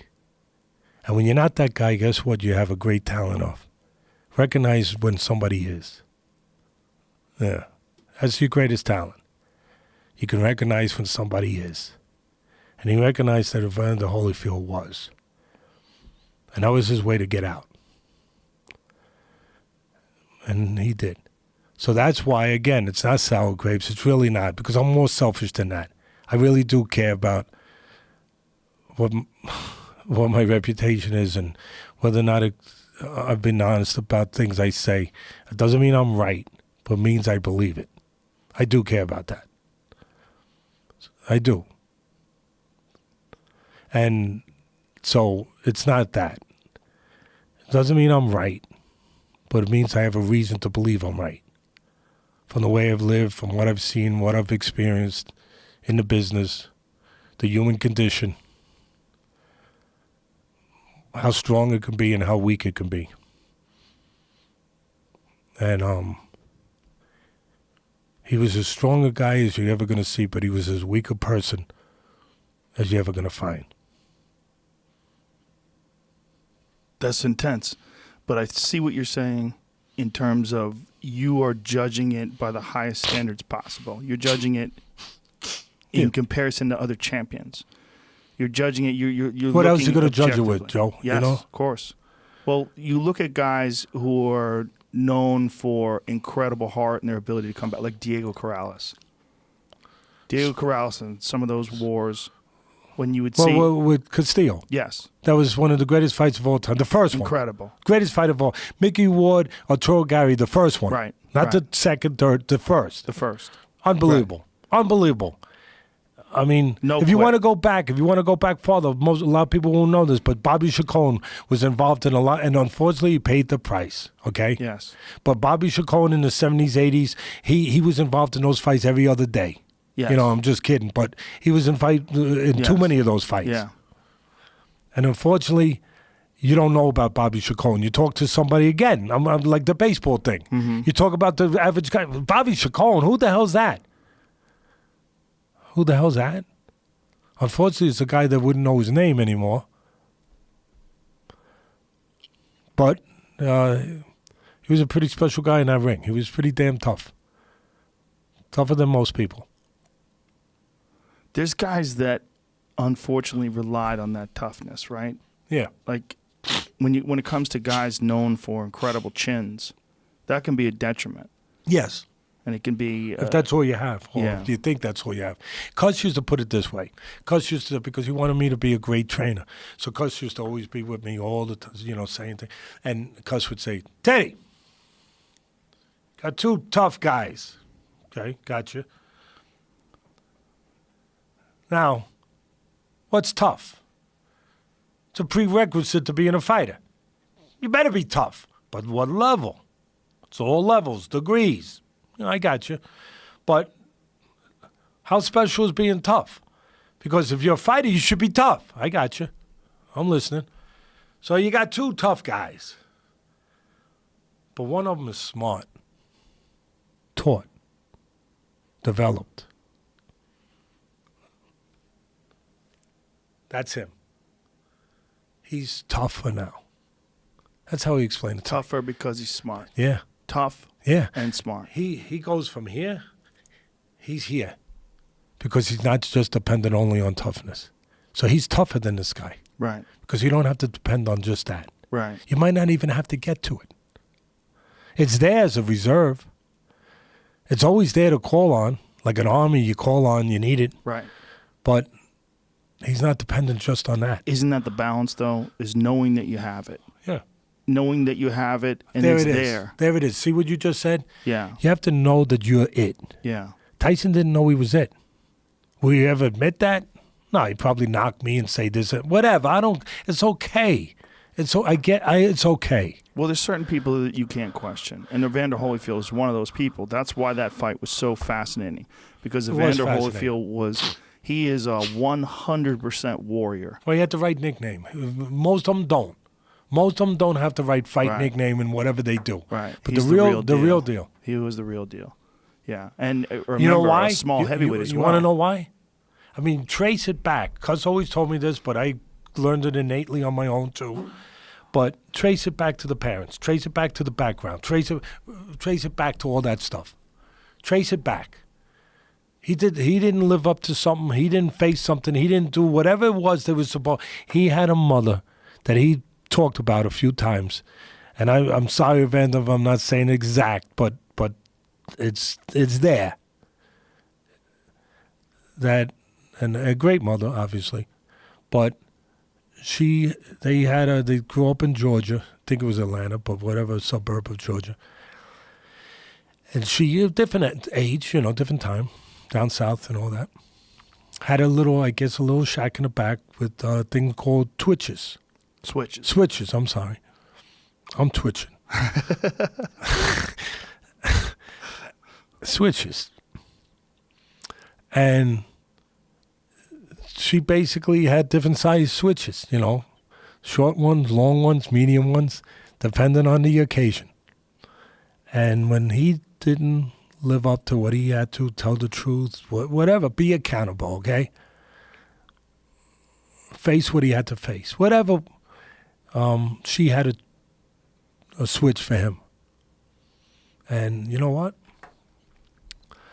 It formed him because he faced things. Tyson, on the other hand, and listen, did he ask for it? No, he didn't ask for that upbringing. I get it. But I know people have that upbringing and they get to a point they can make a left turn instead of a right turn. It's your ability to make a choice. Don't you think there's also the overwhelming hype and celebrity involved in Mike Tyson in his prime? It was probably so difficult for him to even understand himself. Yeah, but what he did understand, and I'm glad you said that. You're right. Backwards. What he did understand was there was a way out. Evander learned there was no way out. There was a way out. You know what I mean, right? Yes, like sure. Somebody would come and pay. Yeah. And he did a lot of things before he became champion. And somebody was always there with a check or cash or whatever, and would absolve him from it. Would not have to face what he did. Right. But there was a switch that Evander had to face, and that's what made him what it made him. And that's what allowed Tyson, part of what allowed Tyson, you look, you make your own choices at a certain point in life, so let's not make too many excuses, but it is part of it, that he was formed by what he was allowed to do when he shouldn't have been allowed to do those things. And that was one of the issues that you had with Cus, right? Yeah.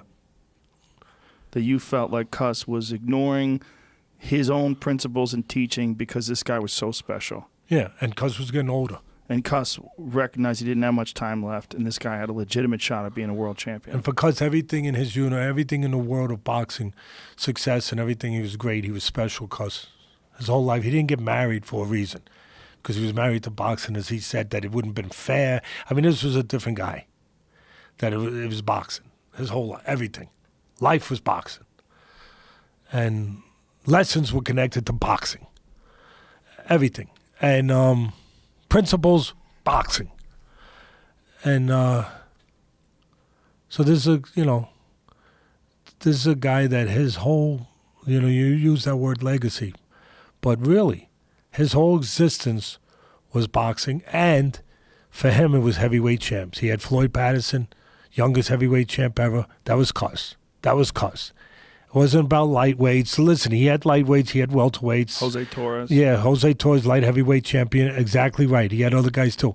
But it was the heavyweight champion of the world, because it was around what we talked about before, when boxing was the biggest sport, bigger than baseball, and it was the heavyweight champ of the world was Babe Ruth. It was Rocky Marciano. And you're going to say that before you leave this earth, that you have a chance to have another heavyweight champ that might be the best, could be one of the best ever, and could break Patterson's record, which was part of the plan.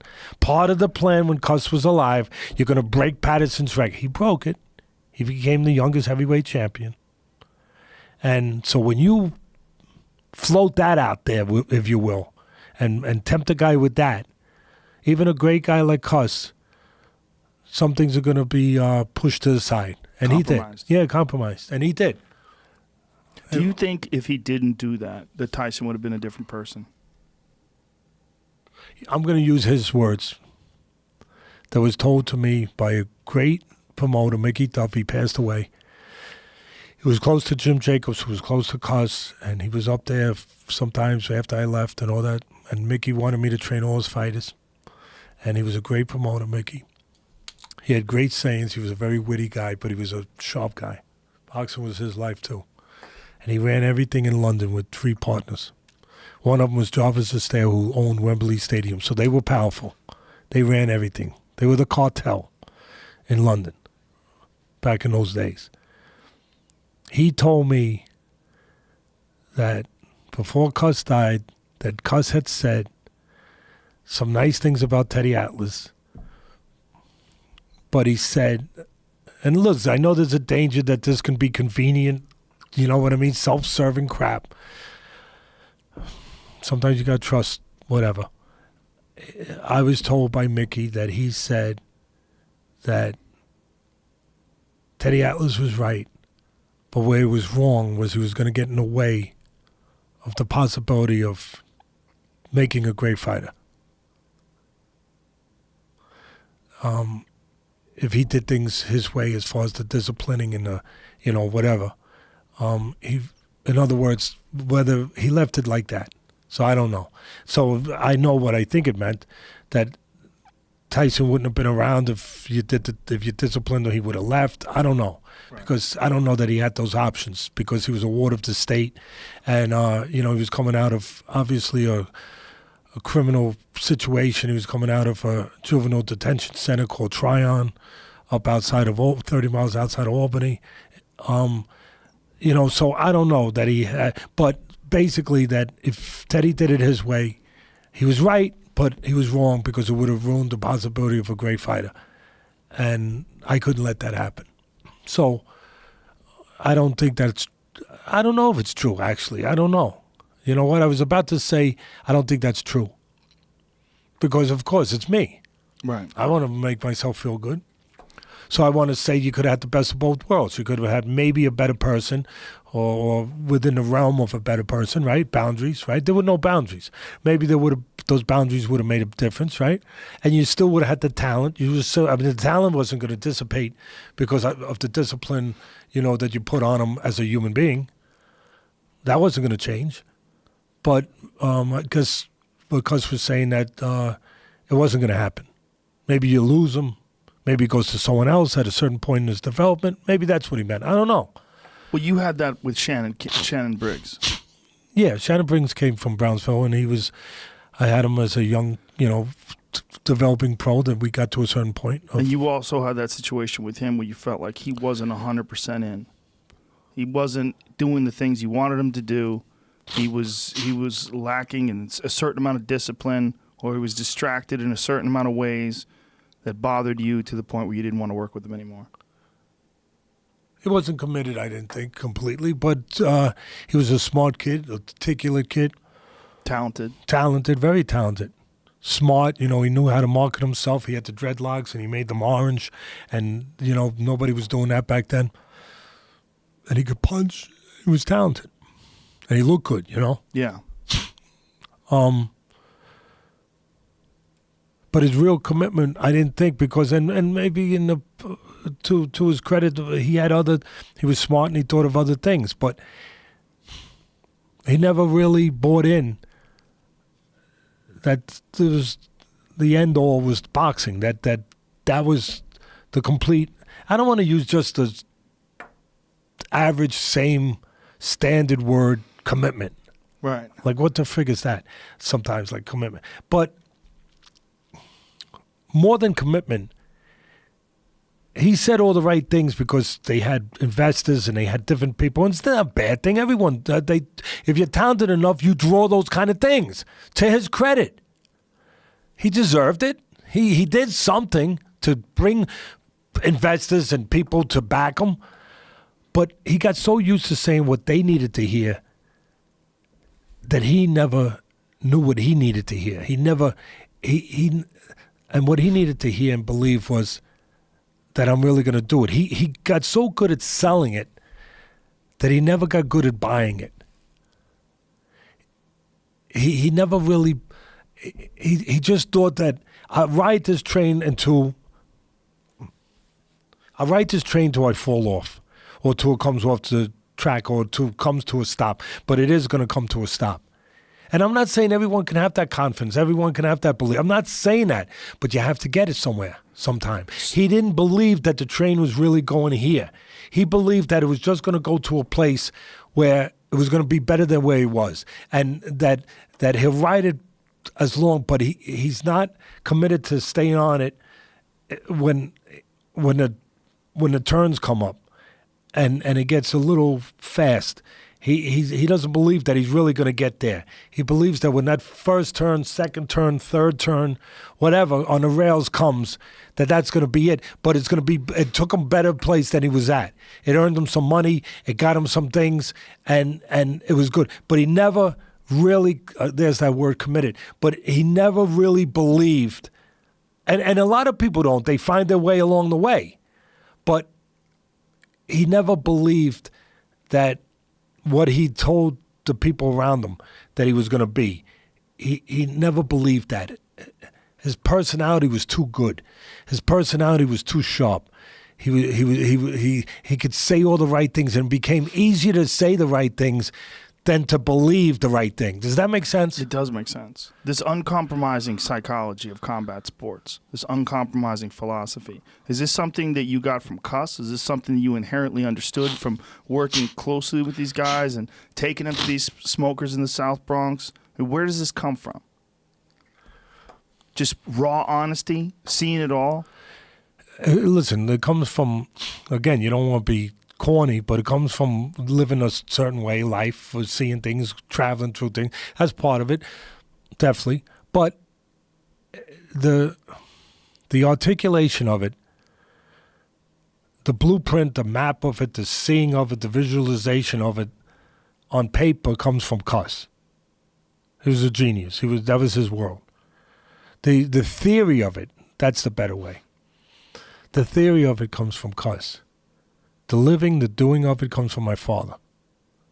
I had a father that most boxing people don't come from, although Barrera did, great Mexican fighter, but he came from something like that. He wanted to be a lawyer, actually. But anyway, and you think Mexico, you think, well, he came from the dirt floors and the stuff which a lot of guys come from, and they pull themselves out, and that's part of obviously the motivation. But my father was a doctor. He was a GP, practiced 55 years. Staten Island, New York. He came from the Bronx, Staten Island. He founded 2 hospitals. He built a hospital with 22 beds in it. It was called Sunnyside. I don't know if that stuff even existed in Google back then, but anyway, it was Sunnyside Hospital. And he built it so that all people, well, listen, he built it so poor people, he grew up very poor. He wasn't that kind of like, oh, it's because he built his hospital so that the less of people with less could get hospital care, because back in those days there were no HMOs, there was no Obamacare, there was no, whether you think it's good, it's bad, it doesn't matter. There was nothing. You wound up in a clinic, maybe unless you had a doctor that took care of you. And there were other doctors. He wasn't the only one, but he was the only one I knew. And he founded Sunnyside Hospital with 22 beds in it. It lasted about 25 years until the Verrazano Bridge was built. And the city put the highway in there. It changed Staten Island, obviously. It connected Brooklyn to Staten Island. You didn't have to take a ferry boat. And the city bought it from him. And then he went and founded Doctors Hospital with 60 other doctors, but he was the original founder. Him and a guy named Dr. Tim Pone Sr. He founded Doctors, which was a bigger hospital. It lasted 30 years and it was a bigger hospital. But So he was a guy that he didn't waste time telling me how to live and how to, all that stuff. The only thing I remember was, you say something, do it. What does that mean? And then I watched him as a kid. He was my hero. I mean, I liked Mickey Mantle and I liked Joe Louis, all those things, and just like any other kid. But if I had a hero, I didn't know what a hero was. I'm not going to make believe I knew, but I know now what it's supposed to mean, right? So he was my hero. And I watched him, when I went in his room one time. When he graduated NYU, they didn't have money, so he had to get scholarship. He had to get help from different things, whatever they had to do. But he went to NYU medical school, NYU undergrad, and then he interned at Bellevue, he wasn't a big talker, but he did tell me, when you graduated Bellevue, you were ready for anything. So later in my life, I took that as the South Bronx. You graduated to South Bronx to smokers, you were ready for anything. You learned there, you're ready for anything. You learn how to matchmake, you're ready. You learn how to be a trainer, you're ready for everything. So I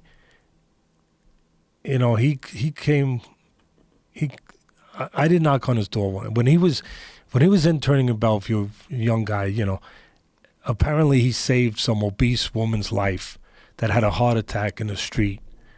He dragged her off the street, whatever. You never get the whole story. But he saved her life. And he developed a hernia. And it grew into a double hernia. And my father was the kind of guy, he didn't let anything interfere with his patients, his work. He didn't take time to get it. So he carried it for 30 years, and he finally got it, And so it became a double hernia. I know hernias now, they do the mesh, and they do lays in there. But in those days, it was a more serious thing. It was evasive surgery. It was different. It was. And it was painful, apparently. And I didn't knock on the door. I was a young kid, very young, but I still remember. And there was a mirror here, and he was over there near his bed. And the mirror was here. So I opened the door. I didn't knock. Should have knocked, obviously. And I saw he was bent over in pain. I mean, I could recognize. And he was wearing a thing. I had no idea. It was like, I didn't know, what the frick is that? But it was I probably need you again to give me the proper pronunciation. Thank you but it was a trust, I think. It was trust, to right? suck his guts in. Yeah. It was leather. It was two things like this. Mm-hmm. And, I like, I don't know, what the frick is that, And Right. I could see he was in pain, and he had this thing on, and he got mad, told me to get out. And, for the rest of my young life, I knew there was something wrong. I knew he was in pain every day, and he never showed it. He never used it as an excuse. He worked every day, including Sunday. His office hours were a joke, because if it said on the thing, 4:30, he stayed to 9:30 because he didn't leave till the last patient left. And most of them weren't paying him. He took the patients that other doctors didn't take. Took all the Medicare, Medicaid, whatever it was, whatever the right one is, basically welfare. He took all of them, and, he had the biggest practice on Staten Island, maybe the biggest in New York. So all the drug salesmen, they all migrated to his place. You want to get his account, Dr. Alice, to sell the new stuff, to sell the drugs, to sell the pills. And he used them. He didn't hide it, but he made them give him huge amount of samples. You know why? Because his patients couldn't afford to fill the prescriptions, so he would give them the free samples. I used to always wonder, what the freak all these things in our house? You open up a closet, there was like things falling on you, like pills and stuff. And like, what is all? But it was so he could give it to them so they didn't have to fill a prescription, because there was none of those things that pay for your prescriptions that they do today. And they couldn't afford it. They couldn't afford to go to him. But he charged them $3, $5, whatever it was that they could afford. And, he made money. I mean, he was a doctor, but he didn't make the money that other doctors were making. But he was a real doctor, right, for me at least. But more importantly, he didn't talk about it, he did it. And every day he was in pain. Later on, I was a little older, but I was still a young teenager. I saw him put a white pill under his tongue. I didn't know what the freak that was. Later on, I found out it was nitro, that his heart would skip beats, but he still didn't say a word, didn't talk about it. If he didn't have a son who thought he was his hero, I wouldn't have known, because I looked at everything he did. And, he did house calls. He did house calls till he was 80 years old, charging $5, whatever, nothing. He had patients that could not get to an emergency room. They didn't have the ability to get there. They didn't have a car. They were in shape where they couldn't get there, couldn't take a bus, whatever. So he did house calls. And the patients, when he died, they all said, hey, sometimes you had to wait till 1 a.m, but he got there. That was the thing. He always got there. He always delivered. And with all those things that I knew as his kid, he never made an excuse. And he was a fighter. In his own way, he was the best fight I ever saw.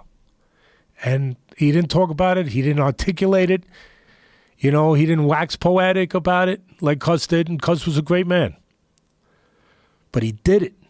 And he did it right in front of my face. And it stayed with me. I didn't understand a lot of it till I got older. But then suddenly I understood all of it. And so if somebody says, hey, I can't do this because, last night my wife yelled at me and she caught me with a girl, or she did, I don't want to hear it. I don't want to hear it. I don't want to hear it. And listen, it was a curse to me too in some ways. It's not perfect, because when my father died, I went to the funeral and then I went to the gym. And I didn't tell nobody. And listen, I probably shouldn't. A lot of people would probably say, you can't live your life that way by what people say. I get it. But I'm just saying, I'm aware of it, all right? A lot of people would say you shouldn't have went to the gym. My father, we lost a kid. He was 5 years old. And I wasn't going to say this because I don't know how some people say it, but if it is, it is, right? So you could take it the way you want to take it. I know the kind of man he was. But you talked about commitment, absoluteness. You talked about certain things, right? Maybe this explains some of it. We had little Todd. He was our brother. He was born with problems. He was retarded. You don't use that word anymore, but in those days, it was okay to use that word. That's what he was, okay? Now, of course, you say that he was impaired, mentally impaired, whatever. Okay, he's a beautiful kid. I remember him. I was older. I was the oldest. He was very loving. I remember he used to jump into my arms when I come home. So I know he was very trusting, because I would walk up the steps and he would jump from the steps. And if I didn't catch him, obviously he would have fell. So it was part of his condition, but it was part of his lovingness and his trust. So when he was 5 years old, he had to get surgery. He had a problem with his heart. It was open heart surgery. Open heart surgery was a whole different story back then, right? And where did he get the operation? Yeah, he did, in my father's hospital. My father did not perform the surgery, of course. You're not going to do that. But he was there. There was a few surgeons. Might have been 5, whatever it was. And my mother was the opposite of him. My father was a Hungarian Jewish background. He had no father. He died young. His mother, they were very poor. My mother grew up poor too. She was Irish Catholic. Different mix. And my father didn't have time for religion. Father had time for living and for healing people. So he let us be brought up Catholic. That was up to my mother. And so they were different. They were the opposites. My mother was beautiful. She was Miss Staten Island. Her mother didn't let, her father died also young. Her mother was a tough Irish woman. And my grandmother, she did not allow her from winning Miss Staten Island. She was supposed to go to, obviously, to Miss America. She wouldn't let her go. I'd say right out, she thought that was for whores. Like you go do that. You know, even though she wanted, that was cute. But now you're going to go Miss America, you're going to go, no, yeah, we're not. She said, no, you're not doing that. And she had a chance to go and try out for the Rockettes, which most people out there know what they are, the dance group and Radio City Music Hall. No, that's for those people too. No. So she was beautiful. And she had a great personality. And she loved social life. And she was the antithesis of my father in a lot of ways. And I guess opposites attract. And if you want to make a movie out of it, she was sick. and she wasn't getting better. And my father was in the hospital. He was in, I guess his patient was in a dual room. Whatever. He became her doctor and helped her get better. She had a form of hepatitis. Back in the days when you didn't get it from needles only. You could get it from eating a bad clam. Whatever. I don't know if it was C, whatever it is. I'm not going to tell you because I don't know for sure. And she was very sick. And anyway, he took care of her. And they got married. They fell in love and, all that stuff. So, just my father was, like I said, my father was, he was dedicated to that life. But the thing that he did that I started to say, and then I want to give that background, I guess, but my mother was very emotional. My father's a doctor. He hid his emotions. And when Todd went for surgery, he died on the operating table. He had told my mother, my father never lied. He told her the risk, but my mother wanted to believe what she wanted to believe. My mother said, you said he would be okay. He didn't say that, but, But, of course, my father was her hero, too. Made her better. Can't make your son better. So he died. We all got split up. I had to live with an uncle that was single, and he was a very handsome guy, just like my mother. So he had girlfriends coming in and out all the time, and he was a young, good-looking guy, and liked to go out. And I'd wind up sitting in a bar waiting for him. I get a lot of bags of potato chips, a lot of Cokes. He finally come back. I have 8 Cokes in front of me, maybe 10. And we got split up. And my mother was sleeping in the cemetery. She had a nervous breakdown. But, she got herself together. She overcame it. But she never forgave him. And, she was Irish, and then the easy thing is the Irish curse and all that stuff. But, she drank. But, she was a great woman. But, she was tragically hurt. And, everyone copes with things differently. And she, it was difficult. And that day, with all of what I just described, and again, I'm almost afraid to say it, but you say it because it's part of it, right? Maybe it explains, maybe some people hold it against him when I say this. But he got a phone call that day on his answering service. You didn't have pages in those days. He had an answering service. He told them to call him when he had requests for house calls, 2 a.m. As a kid, I used to hear the phone ring. It was 2 a.m. I started getting dressed. I came out, and I was on the stairs waiting for him to go. And he'd look at me. What are you doing? I'm going with you. No, you're not. Get back in the room. You know? Sometimes you let me go with him. And anyway, this day obviously was a different day. And there was his patient's daughter had a child who was very, very sick.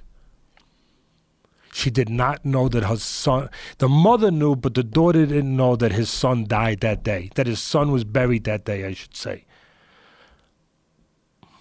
So she called. He went and did a house call on the day that his, that his son got buried. And, that's tough. But that was what, that's what his. So when people tell me that they can't keep a commitment because this happened, it doesn't go with me.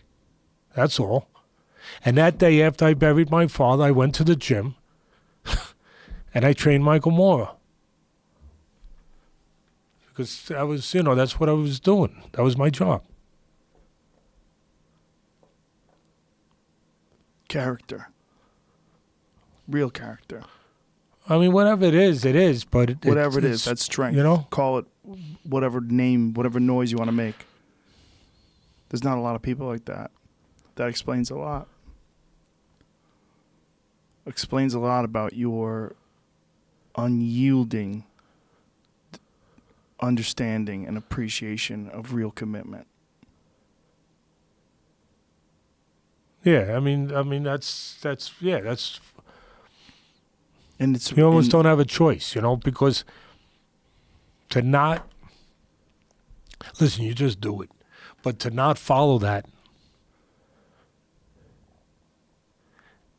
in some ways it's like you're not honoring your father. Because your fathers leave you certain things.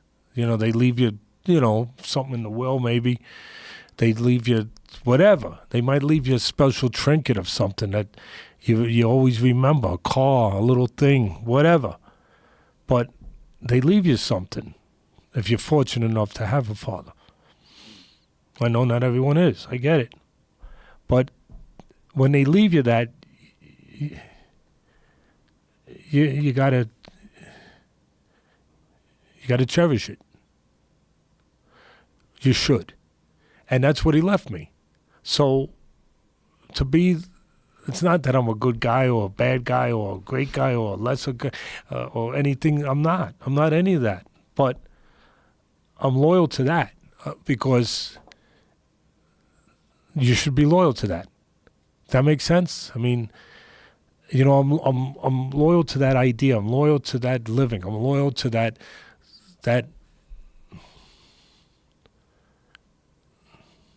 just that stance that he took in living his life. That belief that, principle of living, whatever you want to call it, code of, whatever all those words that make it, sound better. But I would feel that by not doing it that way, when you're lucky enough to have a man that kind of taught you what he taught you without talking too much. And that might be the greatest teacher is by seeing, right? Examples of it. But if you don't honor that, then you're not honoring your father, what he stood for. And at the end of the day, I was pissed because for everything that he did, there's no, I know this sounds foolish, but there's no statue of him. And so, and for me, there should be something because he did it his whole life. We all have moments of light, moments of where we maybe worry about what's there when we're gone and where we're going, and maybe we change. And I've seen it. I've seen it with friends. I get it. I understand it. But where we start trying to live differently because we start wondering about what's coming next when we're gone. Death, whatever, but what's there?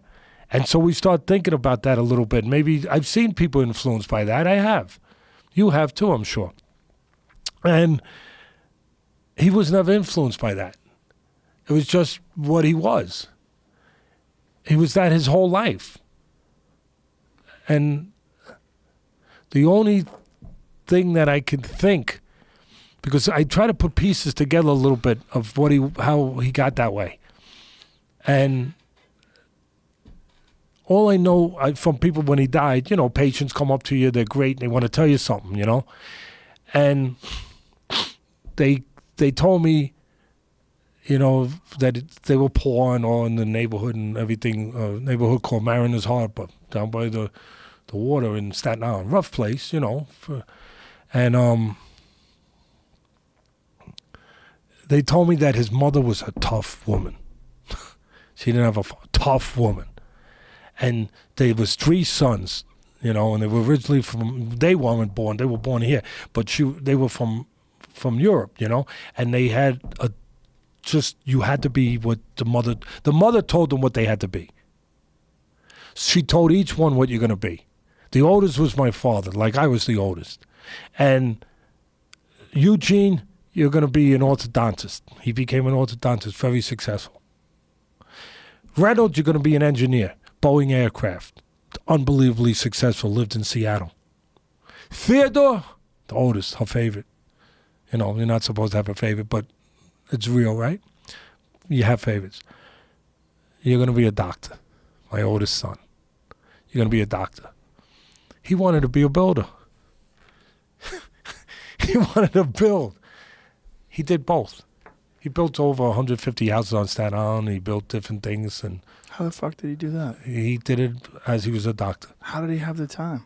He had contractor, a guy that did it, but he did that because that was his passion. Well, he did, but she was smarter than him. She was smarter than anyone. He was supposed to be a doctor. He was one of the greatest diagnostic doctors ever. I know it's my father. I know the whole thing. I get it, but he really was.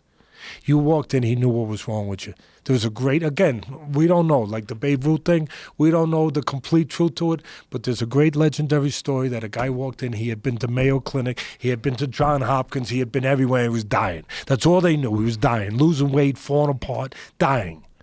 And nobody could diagnose him. He walked into this place where you had to wait 5 hours to see him because the line was out the door, because he had all the poor people. And there was cigarette burns on all the rugs. And she was like, where am I? But when you got to him, you knew where you were. And he went there, somebody sent him there, he went there, and my father made all the patients leave, and he gave himself an injection. That's the legendary story. And I asked him about it. And there was a name, I couldn't tell you the name, whatever. He made it real simple. He said, because he knew I watched movies, and we all watched movies, and we all heard things from different times. And he said, back in those days, it would have been called leprosy. It was some kind of cancer. And I guess there was a contagious part to it, whatever. And he got everyone out of the office, and he diagnosed the guy, gave himself a shot. He gave himself a shot? Yeah. To inoculate himself? I guess so. I mean, that's the story. Right. And he said to me, the only definitive thing I know about that story, and there was a million of them, similar, but was that I bragged to my father, you're smarter than all these other doctors. And he said, no, I'm not. And I said, but you found it in these other places. Big hospital, big problem. I'm not a big hospital. Big hospitals, bigger problems. I said, what do you mean? They have to do things fast and with large numbers. I don't. So it has to make sense. Some things don't make sense. That's what he told me. He said, so this particular thing, they're smarter than me. They knew the characteristics of the disease. They knew the symptoms. They knew that it fit in here, but that hadn't been around for 40 years in the continental United States, whatever he said to me, but I remember it was something like that. It hadn't been around for 40, maybe it was 60, but whatever. It hadn't been around. So they moved right past that because they have to go, it's a big hospital. They got to go quick. He said, I don't have to. He says, it didn't make sense to them because it wasn't around 40 years. But he says, if it is, almost like if it walks like a duck, if it quacks like a duck, maybe it's a duck. So he just stayed. He could stay with that. They couldn't stay with that. And he stayed with it, and he was right. And he did a lot of things like that. He was famous for that. He was famous for people coming from Brooklyn, coming from Manhattan, coming over there to see this diagnostic genius in this little basement office with people out the block like they were waiting for McDonald's or pizza. And he cost less than McDonald's to a certain extent, because if you didn't have money, he didn't charge you, like I said. But he made money, of course. But he didn't make the money and he was, I'll tell you a great story. To have a nursing home, maybe this explains him the best. To have a nursing home, you had to have it open on Staten Island. I guess anywhere in New York, you had to have a doctor who was signed on as the medical director. The problem was they couldn't pay you because the nursing homes weren't really making money. So you just had to have a doctor who would be there. None of them really wanted to do it. So my father was the medical director, and just bear with me. I'm going to say of 8 nursing homes. Might have been 5. Might have been 9. So I would go with him on house calls. That's how I hung out with him. So I'd go with him on nursing homes. So, of course, he didn't get paid. He was the director. But he figured if he was that, he never told me this, but I think it's okay to say it. He figured if I'm going to be there, I'm going to go see the patients. I'm not sure. He didn't have to. But he went once a week, and he went into each nursing home, and I went with him when I was with him, and he saw the patients. So there's one day we go in, and he's like, he gets treated like royalty. I mean, he comes in, the staff comes running out from all the nurse stations. They all come on, and it made me feel good. I was like, wow, I'm with the man. So I'm following him around. We're going down the hallway, and he's very humble. He really, truly is. That word is overused. But this guy was beyond humble. Like the rector thing would go this way, the needle. It was ridiculous. He'd get mad if you said something good about him. So they all come in. He's hey, do you have the charts? Yeah, come on. So he's looking at the charts. He changed this medicine, give him 100 milligrams. The typical stuff that I know from watching Dr. Kildare or something, right? Right. So he's looking, and he's doing his thing. He's going down. I'm following him around. I don't know how old I was, but young, 10, 11, I don't know. So I'm following him. All of a sudden, this woman. Do you ever see? I don't know. I jump around with these things, but you ever see the movie? It was that comedy guy that was around back then, and he did like Bride of Frankenstein, and he did Mel Brooks. Yeah, it was one of his movies, and the Bride of Frankenstein, the white hair was all like. Yeah. Well, this woman was the Bride of Frankenstein. She comes running out, and she was disheveled, and she was like half nude, and her gown was falling off, and she's an older lady, and her white hair was like that. And she comes running, and she's yelling, incoherent and screaming, and they jump her. And they jump her, and they start putting straps around her, I guess, like the old white coat, I guess. Right. And apparently she was tied up to a bed. Obviously, back in those days, they didn't know how to deal with senile people the way, it was a whole different thing. Right. I mean, we're talking a lot of years ago. And so they had her tied up, and she got loose. And her gown was falling off, and so they jump up on her, and they're tying her up. And I'm watching this woman get mugged in the nursing home that my father's the medical director of. And all of a sudden he said, leave her alone. And he's still looking at his charts. He's not like, hey, leave her alone. It's okay. She's fine. She'll be all right. And she calmed down. She was a little, nuts, but she was nuts, right? Right. Yeah, that's fair. It's okay to say. It's realistic. And she comes over to my father. She says, "Hey, how you doing?" And he's right. And he starts walking. She starts following him.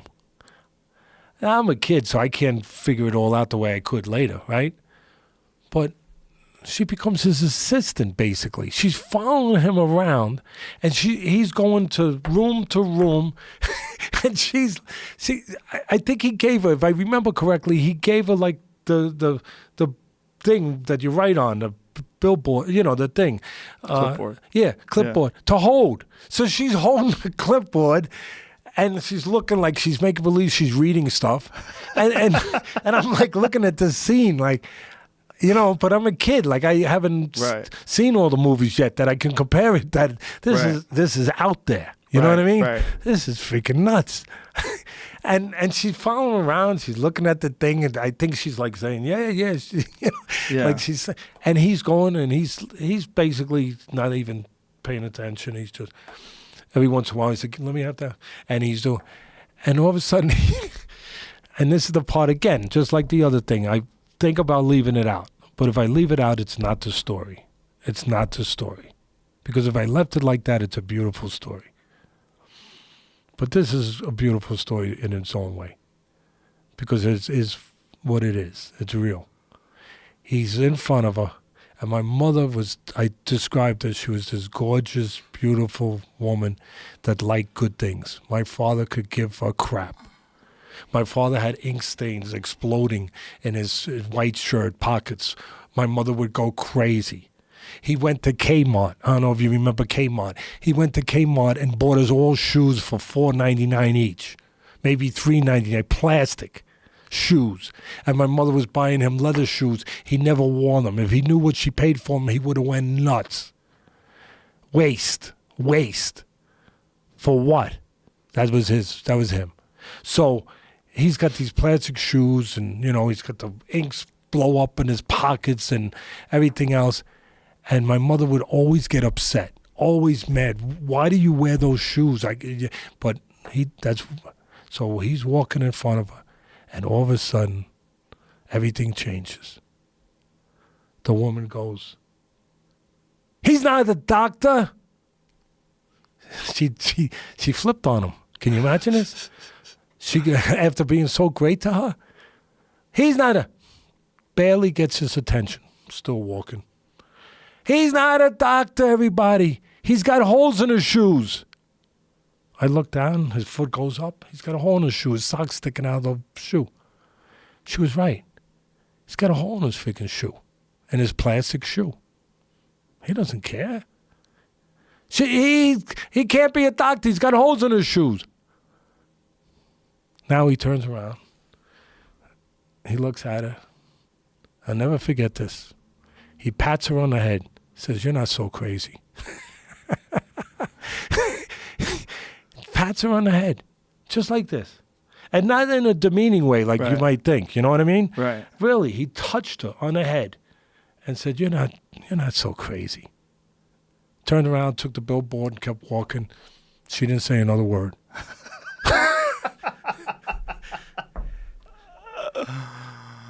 Wow. My mother was freaking embarrassed and mad because I told the story when I got home. And, of course, he would never tell it. And I said, Dad, I said it like a kid would say it. Right. This lady said, he's got holes. Oh, my God. Jesus. Right. Didn't mean anything. Well, that makes just this, your description, your understanding of your father just makes so much sense now. So much sense of who you are, why your principles are so rigid, why you're intolerant of any bullshit. Just makes so much sense. As a fight trainer and as a guy who understands fighters, as a commentator, it makes so much sense that you have this just unyielding need for 100% commitment. Yeah, I mean, just don't listen. It doesn't make me a better person or anything. Well, I say, you don't but have but to I don't give have a tolerance. caveat. I don't have Yes. tolerance for the BS. Right. Because I know it to be BS. Right. I say we were running these gyms in for the last 9 years, 22 years. Listen, when he died, I started the Dr. Atlas Foundation. Again, there was no statue, okay? So I went to a Supreme Court judge who was a friend on Staten Island because I used to be in front of the judges when I was young in a bad way. And, because I got myself in a little trouble. Stupid, But I got to the right place. That's what counts, right? I think. And but I always got a kick out of it that I could hang out with the judge and I didn't have to be in the court to do it, Right. And I didn't have to be standing like in front of him. I could be on the side of him, like, hey. So, I got a few people together and I started the Dr. Atlas Foundation 22 years ago, and we've grown, quite a bit, but just a little grassroots thing, but it's grown. We probably give away, in real help, we have one paid person and one office that's $1,400 a month. That's it. So no administrative costs other than those. And that's it. Nobody gets salaries, just that one person. And all the money goes to the cases. And we probably give away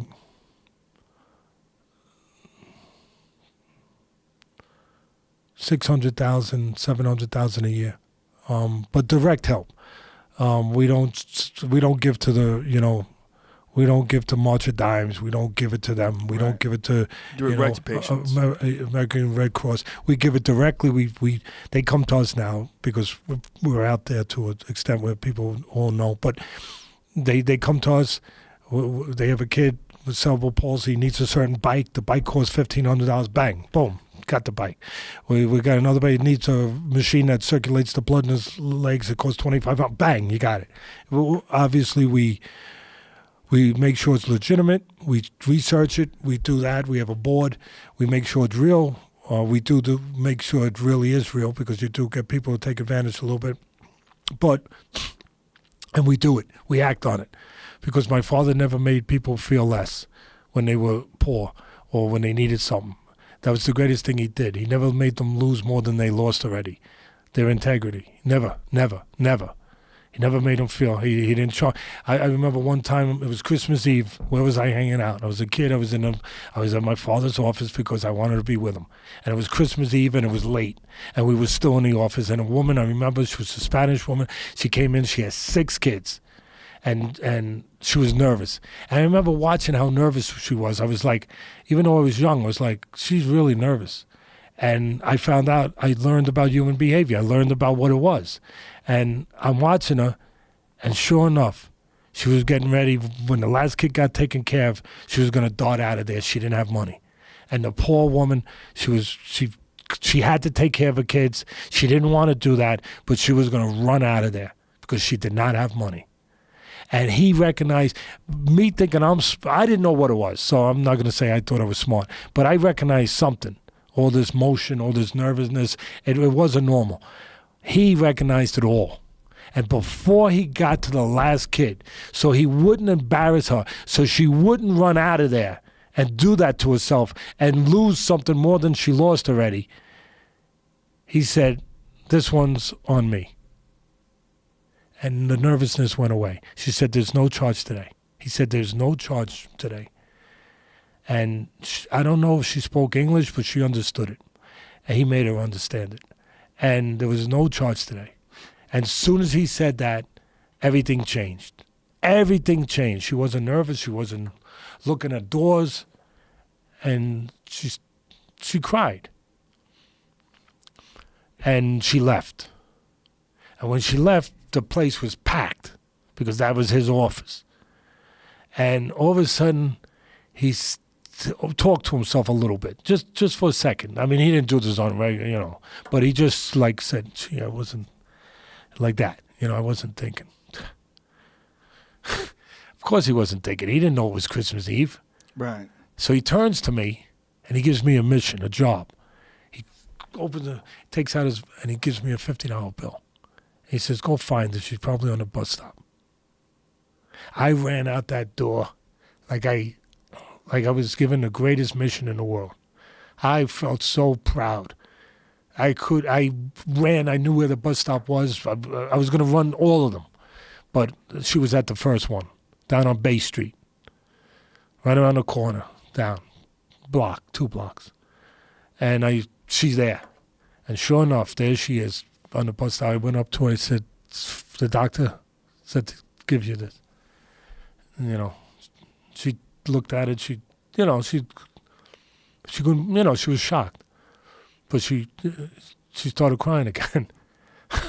But I felt so good because, I felt like I was part of it, Yeah. And so I started this foundation. And I said, I needed help. I said, look, we're going to do what he did. No red tape, no losing your pride. People that fall through the cracks. That's my father. He had a PhD in that. All the people that fell through the cracks, he took care of them all. I said, we're going to take care of them. The ones, muscular dystrophy, great organization, but do people out there know, not in a bad way, but did you know 80-something% goes to administrative costs and 4% goes to research? These people don't need research in their life. They've told me that. I know it. I recognize it. You know what they need? They need a wheelchair. You know what they need? A handicap ramp. You know what they need? Their cancer medication paid for. You know what they need? The utilities to be kept on when they're being shut off because they can't afford. You know what they need? They need the back rent paid because someone got sick and one of the people working there had to quit the job and they were going to be put into a shelter with 6 kids. So we pay the back rent. We pay the utility costs. We pay the cancer medication. We put the wheelchair ramp up. And we do those. That's what we do.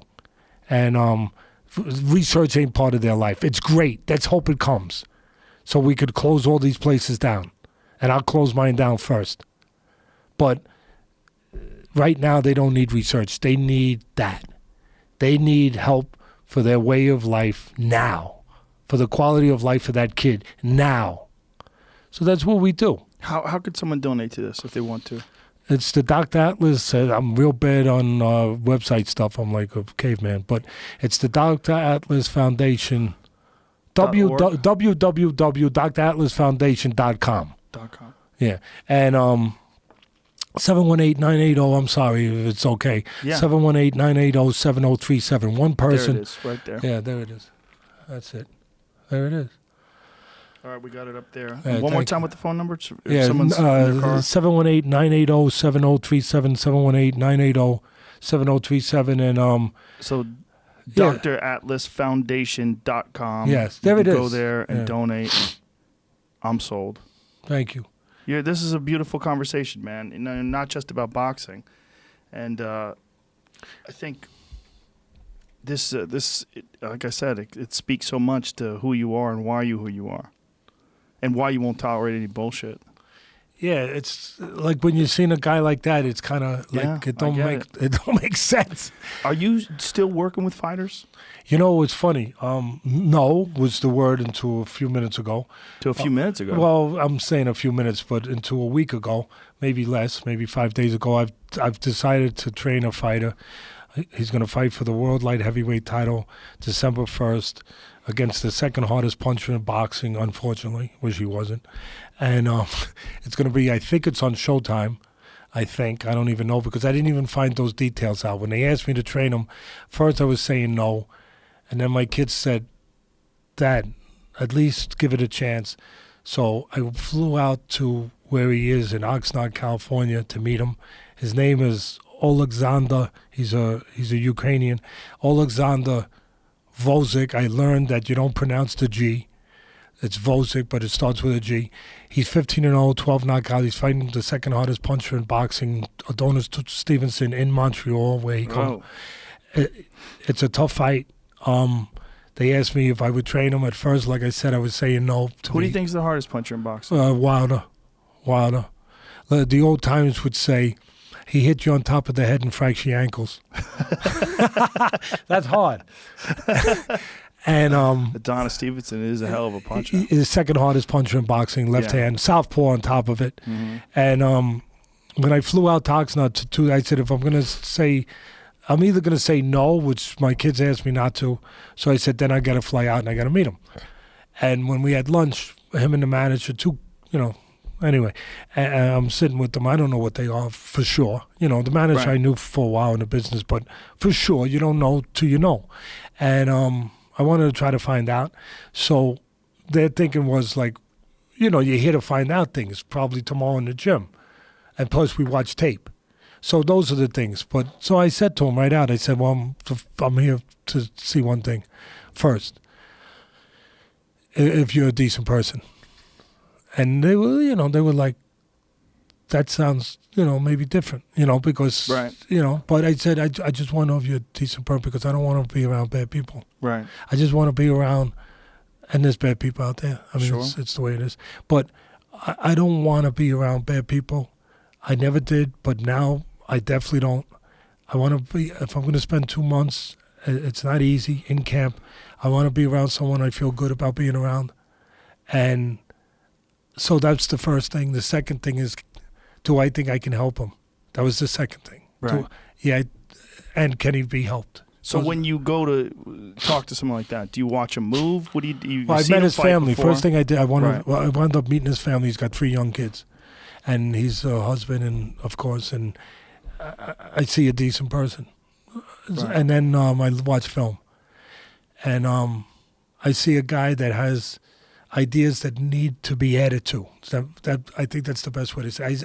That's got good ideas technically, but they need to be advanced. They need to be added to, Polished. added to. Yes, Yeah. and taken down the road a little bit. Right. And I see a guy who behaves like a fighter. That's where it starts for me. Besides being a decent person, he behaves like a fighter. He got hurt. He got dropped in a fight. He behaved like a fighter. You have to behave like a fighter. To be a fighter, you have to be a fighter. Right. And well, you would know that better than most. So he and there's one problem. Every fight he gets hit at least once really clean. You can't do that with this guy. Right. He gets hit more than once, but he gets hit clean. You know, I one time I said to a fighter when I was trying to, Bradley actually was, I said, you religious? Yeah, I am in my own way. I said, listen, I'm not into that. I'm just using it as an example, my way of saying it. I said, I was brought up a Catholic. I forget half of the things they told me, but I remember about, they used to teach you, I'm probably pronouncing it wrong, I'm going to need your help again, but venial sins and mortal sins. The venial are the little ones you can live with. You don't go and see the guy that's red. The mortal ones, you got a problem. I said, the way you box, you're making mortal sins. The venial sins don't mean crap. Right. But you're making mortal ones. You're getting hit clean, unblocked, clean, solid punches that sometimes you don't even see. Like the Provodnikov fight. Yes. So I said, that's got to be corrected. Right. So we corrected it. So How do you correct something like that? you know what it is. Right. You have to know what it is. You have to see why he's getting hit. But you got to change the and you got way to change he the moves. technique, the way, Yeah. everything. There's rules. You got to. It's life. It's But rules. when you work with a guy like that and you only have 2 months, how much change can you affect in 2 months? Well, I worked with Bradley for the longer. Rios fight, and he couldn't stand in front of the guy, and he went out and he moved around the guy, and you know we were fortunate. Right. We did okay. We made some change, but. I mean, things like, I'll give you an example. Rules. Simple things like, where do you throw a punch from? I throw a punch. No. Don't throw a jab from there, because if you're too close, he could time you with a right hand. Everyone heard jab is the beginning of things. Jab is the it leads to good things. It's a great punch. Yeah, it is. It's a terrible punch. It's a horrible punch if you throw it the wrong distance. You throw it from a little too close, bang, you get hit with a right hand. Know where you throw punches from. Left hook, he threw a left, he got hit with a right hand with Provodnikov. He didn't. All he knew was he got hit, but he didn't know why. You threw the left hook in front. Right hand is there. Boom. Get on his side. Throw punches from certain positions. Not allowed to throw punches unless they're from the right position. Now you have to. Cus would tell me, you have to go over and over and over and over it again till they can't do it wrong if they wanted to. It's got to become a habit where you're not thinking about it. Well, it's a habit. And that takes a lot of work, and that takes understanding what it is. And it takes a lot of work. You got to be on him every time. And it takes a guy that can put his ego in the pocket. That's why you want to know, do I have a good guy here? Do I have a decent guy? Because you're telling a guy who's already made it to a certain level without you. He has. And now you're telling him there's things that he don't know. So he's got to be willing to be able to accept that. And one of the things, I like people that aren't selfish. And look, we're all selfish to a certain degree. But again, it's degrees. How tough are you? Degrees. All fighters are tough. Degrees. How selfish are you? Degrees. Right. And the whole understanding was I would go to Oxnard for 8 weeks, to train him. But maybe I don't want to go to Oxnard. But I'll go wherever I think it gives the fighter the best chance to win. The weather, the time zone. But the main thing why I'll go there, he's got 3 young kids. I'm not in a Rocky movie. I don't want to take him away from those kids for those 8 weeks. Right. That's not good. So I'm ready. So I took 2 weeks to decide. So he kept calling the manager up. He's a good kid. He is. And he kept calling the manager up and saying, "Did you hear yet?" And of course he hadn't. So he's thinking like a good person. Or I shouldn't say a good person. He's thinking like a person that wants to get what he wants to get. But at the same time, here's where the good part comes in, or the selfless part. He says, if I have to go to New York, I'll go to New York. A lot of fighters don't do that. They want help, but they want it on their terms. Right. He said, if I have to go to New York, I'll go to New York. If I have to go to Montreal, I'll go to Montreal. Please tell him that. That spoke to me, that I had this kid that's selfless to that extent that I could say. Who was training him before? I don't know the name, but it was a decent guy. He's 15-0. But he felt like when he got dropped in a fight and he went back to the gym, immediately that should be dealt with, Right. But it was back to just basic training again rather than that specific, doesn't mean that the guy's not good, doesn't mean, it's just that everyone deals with things differently. That's all. I mean, it doesn't make me this or that, but I just can do it the way I do it. And I do it, I look at film. When I went to see him, I had a couple pages written out already on things I saw in film that he does wrong, that he would have to correct. And the one thing that he has to correct for this fight would be good if you don't get hit. I mean, that'd be a damn good thing. But the one really thing is you can't keep coming back in front of the guy at a certain distance and giving him a shot at you when he can punch like that. And that's one thing. He always winds up localized right back in front of the guy. And there's got to be other options, other places to go. Right. I joke around. I use different examples or different analogies. I say, listen, whether you had a mother, a grandmother, an aunt, somebody when you were growing up told you don't hang out on the corner. Right. Right? Yeah. Why? Because nothing good can happen. Right. Well, don't hang out in front of the guy. Right. Nothing good can Nothing happen. good can happen. So we go from there. Right. It's a lot more He to it. speaks English well? Yeah, he does. He's a smart guy. He's got a beautiful family. And like I said, it's... So when do you start? Because December 1st, is that what you said, December 1st? First is the fight. I have to make a decision. Very close. I have to... It's either going to be an 8 or a 7-week camp. I'm trying to find out by asking him questions how quickly his body gets in shape, because I know it sounds funny to the average guy out there, but if it's a week too long, it could be bad. Yeah. You can overtrain. Yeah. Yeah. So, and he's overtrained in his career. Yeah. So I want to try. It's not an exact science to have a feel for it should be 8 to 7 weeks. Do you monitor their heart rate, their resting heart rate? I have. So we have that stuff that we do that. Right. To see if they're overtrained when they wake up in the morning. Yes, yeah. But you know what I depend on? I'm not going to stay and BS you. I depend on my eye. Right. More than anything. You see him slowing down. You see him struggling. And the trick is to not get there. Right. To try not to get there. Right. And when you see it, what do? You tell him to take a few days off? Yeah, but I try to see it before I see it. What I mean is, if he had a hard day of training, I will just automatically give him a light day or maybe off the next day. Right. And like a lot of people won't because they're afraid. Right. Like, you got to work. You got to work. Right. But I learned not to be afraid of that. Right. So if I see he had a real, and he looked great, you know what? Take off tomorrow. Or Right. you sure? Take off tomorrow. So we don't get there. Right. To try to, kind of like my father, like preventive medicine. This is a new way of thinking, though, and it's such a smart way of thinking, because for the longest time, everybody just wanted to be tough. Yeah. They just wanted to work harder, but you got to work smarter. Yeah, you do. Less is more, that saying. Yeah. But sometimes. But it really is sometimes. Yeah, sometimes. But sometimes not, because some people are fucking lazy and they're looking for that easy way out. You have to gauge that. You have Right. to see it. You have to know it. You got to, you know what I mean? And sometimes the real discipline-driven guys are their own worst enemy in that regard. They Yes. just push too far. Yes. And this kid has been, again, I'm not here to say Right. what was, but the kid has been in that place. Right. And that's why they're coming to me. And again, I'm no better than anyone, but I will understand that. So when you're saying 7 weeks or 8 weeks, so either one, when So you decide. it's either gonna be, so my first day, it's gonna be a Monday. So the first day in camp in Oxnard will either be October 8th or October 15th. October 8th would represent 8 weeks, October 15th, 7 weeks.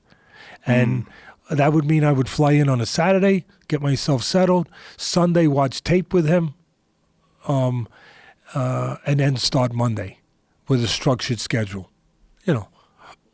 with the ability to change at any time because, again, you see. Right. I remember years ago I was training fighters, I've been around 40 years already. I remember in Gleason's, when I moved down to Gleason's, many years ago, 30, whatever it was, maybe more, 35. So Gleason's was in Manhattan. It's in Brooklyn now, but it was in Manhattan. It was the place, and it was 2 blocks from Madison Square Garden. It was kind of cool, So I'm training fighters, and I remember I was the first guy there, not bragging or not, but I mean, I would make my guys drink water. And the old-time guys there, guys, not because they knew it from scientific evidence or anything, other than it was passed down to them. It was taboo. It was just passed down to them. Don't drink water. It makes you weak. You got to be tough. Don't drink water. So I was making my guys not only drink water, drink a half a gallon. I mean, drink a lot of water. So I remember some of the old-timers, they'd be like talking about me. They'd be like, to fix this guy, you don't drink water. Don't follow what he's doing, because some of the fighters would say, "Can I drink some water?" And get a little of that water, and no, it'll give you cramps. It'll make you can't drink. No, don't give you cramps. If you drink a large amount, very cold, and you could get. But no, it rehydrates you. It allows you to stay strong. Try to drive a car across the desert with no water in the radiator. You might have a problem. You might. Yeah. But I'm telling you, and I'm not, I was the first. No, but I'm saying at that place, the thing was nobody drank water. Spit it out. Right. And I was making my guys drink. And right in front of people. How did you know, though? What was the difference? I knew by learning. I knew my father. My father talked about the importance of water. He was proud I was training. He thought I was going to be a lawyer. I went a little different, but he was proud that so he would talk to me like I just got it through osmosis, if that makes sense. I knew. You knew that water was healthy. I knew it was important that you had to rehydrate yourself, and you had to. My father had a thing with water too. My father got involved in my training in different ways. Like if my fighter was feeling a little weak or he had a cut and he was healing from the cut, my father would say, "Send him down the ocean." What? "Dad, we're not taking a vacation." "Put him in the ocean." I said, "All right, okay. Let him go in the ocean. Let him soak his scar, whatever, his scar. Let him soak it in the ocean. And don't go to Coney Island, though. That might not be good. But that water that might not heal you.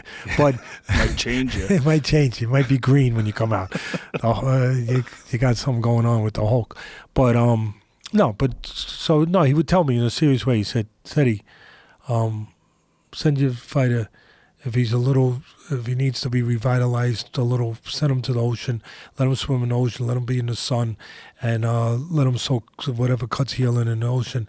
And if he happens to swallow some water, it's okay. Because no one wanted to swallow seawater, right. The worst thing in the world.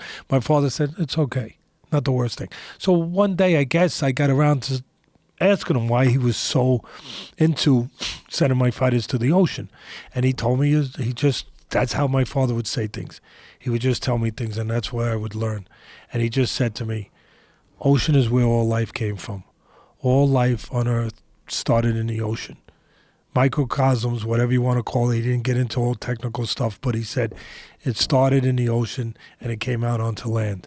He says our percentage of salt in our blood is the exact same percentage per cubic inch, whatever it was. I'm just saying it, probably not close to what he said it, but close enough. Is the exact amount cubic inch as it is in the ocean. We come from the ocean. All life comes from the ocean. Go back to where life came from. That was enough for me. My father was telling me, anything my father told me, that was it. So I said, all right. So, a matter of fact, he told me a story. I remember I was going out with a girl that had a little baby that had bow legs. And he told me, he said, and he was serious, he wouldn't say it otherwise, but he said, send it down. He had a condominium in Daytona Beach. And he said, send it down to Daytona Beach, let her stay there for the summer, and let her boy be in the ocean and in the sun, vitamin A, vitamin D, right? I didn't know that. And it'll straighten his legs out. Yeah, his legs would get straight. They weren't crazy, but, there was a crookedness to him. His legs would get straight. And he was right. Because by being in the ocean, by being in the sun, vitamin A and D, healthy, of course, I guess part of it was the swimming and part of it was the ocean and part of it was the sun, but it was straightening his legs. Now, look, did he need them to the point where you had to put braces? No. But was there... There was a slight issue. Was there an issue? Yeah. Was it dramatic? No. But did what he say work? Yeah. Was it right? Yeah. But we just think of braces, Right. Obviously. And, but, yeah, and it would heal. He would say, let the cut go in the ocean. The salt water heals the cut. It will heal the cut. Well, a lot of fighters used to soak their face in brine, right? Yes. Yeah, well, Joe Frazier did. Yeah. Did that really keep your skin tough and protect you from cuts, or is that old wives' tale? I think that's a little bit of that old stuff, where we don't know. Right. But they believed it. So, he smelled like a pickle when he was when he was sparring with you. You get hungry and then he hit you with a left hook and What about other controversial training methods like weightlifting? For the longest time was thought to be a taboo. Yeah. So Holyfield and Mackie Shilstone. Yeah. Mackie Shilstone's training of Holyfield and moving him up from a cruiserweight to a heavyweight. Very true. And he was a very light heavyweight at the beginning, right? Cruiserweight. Yeah, he really essentially was, and they just packed some meat on him. Michael Spinks with that's right. Michael Spinks was really the first. Yeah. When he fought Larry Holmes. Yes. Yeah, and Mackie Shilstone worked with Holyfield after that. That's right. Yeah. Listen, and Gleason's, I'm going to go back to Gleason's, the epicenter, of the place. No water, no weights. Right. I used to have my fighters do weights. If I felt that a fighter wasn't physically strong enough, I put him on a weight program. But I do it myself. There were no strength coaches back then. But just a common sense program. Just 3 days a week, eat protein. Of course, you have to replenish yourself with the proper diet and all that stuff. And do it at the right time in between the training where you're not killing overtraining. Where right, you don't go sparring tired. That's right. Right. Have the separation of workouts.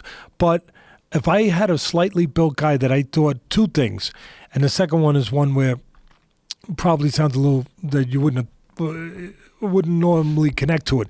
But the first thing was if I thought he could physically be a little stronger, not that he had to be fighting inside, but when he did fight inside, because let's face it, if you're a fighter, you're going to wind up in all quarters. You are. Even though you say, well, I'm going to live on the outside. Okay, until that day that the guy slips your jab and now you're living in the inside.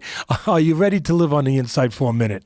So I believe that. So I would make my guys do weights if I thought physically they could get help and improvement in those areas. But I also did it for the psychological reason.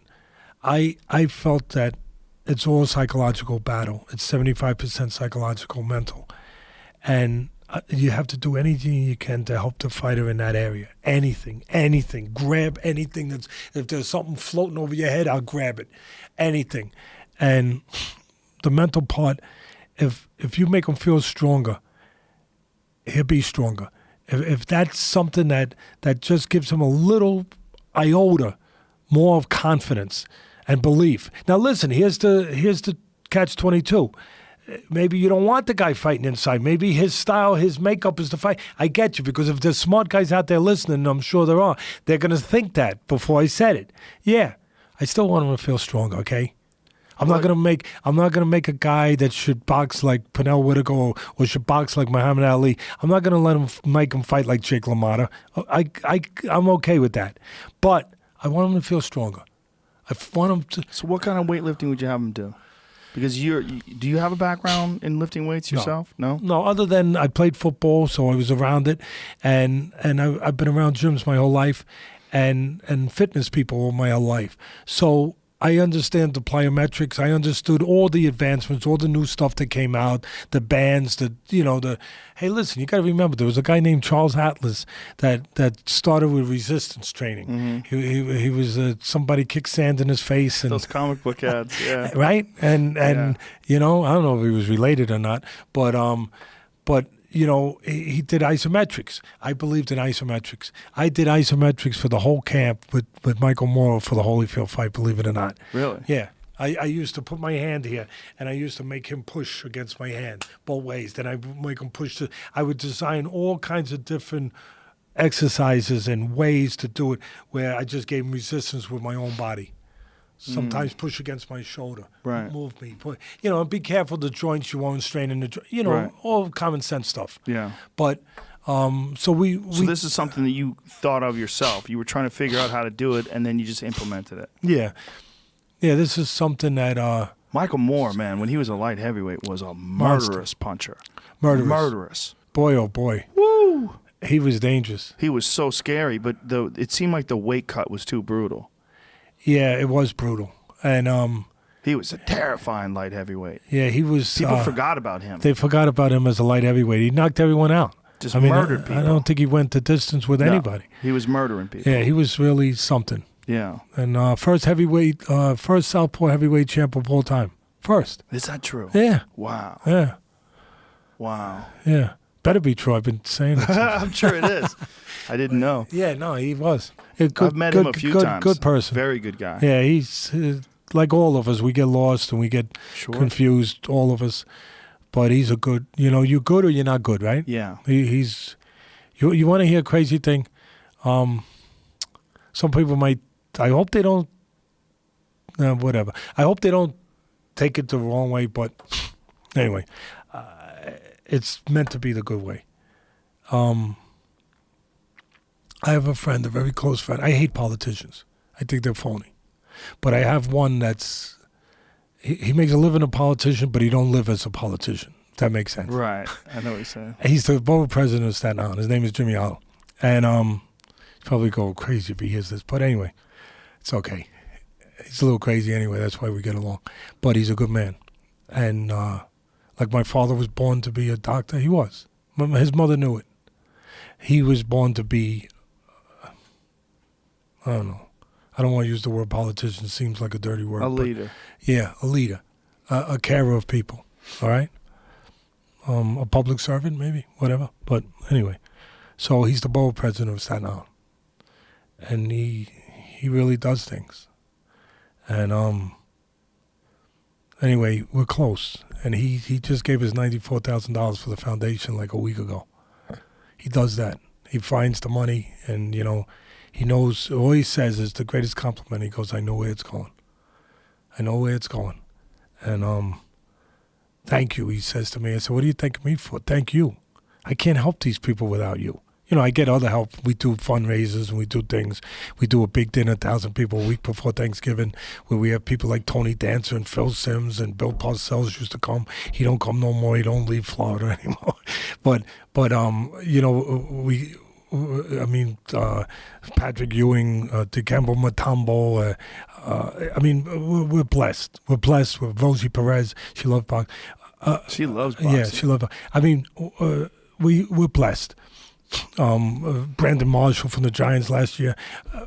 They come and they allow me to have a successful dinner because they come. and they don't get a cent because nobody gets a cent. And so with all that and with Jimmy, so anyway, I have these things that I just say sometimes. So he caught me one time, but I was just saying it. I didn't realize that it was going to register, because it's just something, So I just said, people bad. So he said, what? I said, what? He goes, what'd you say? I said, no. I said, it's words to live by. People bad. So I was joking around. But I said, people bad. So he said, what do you mean? I said, no, people are bad.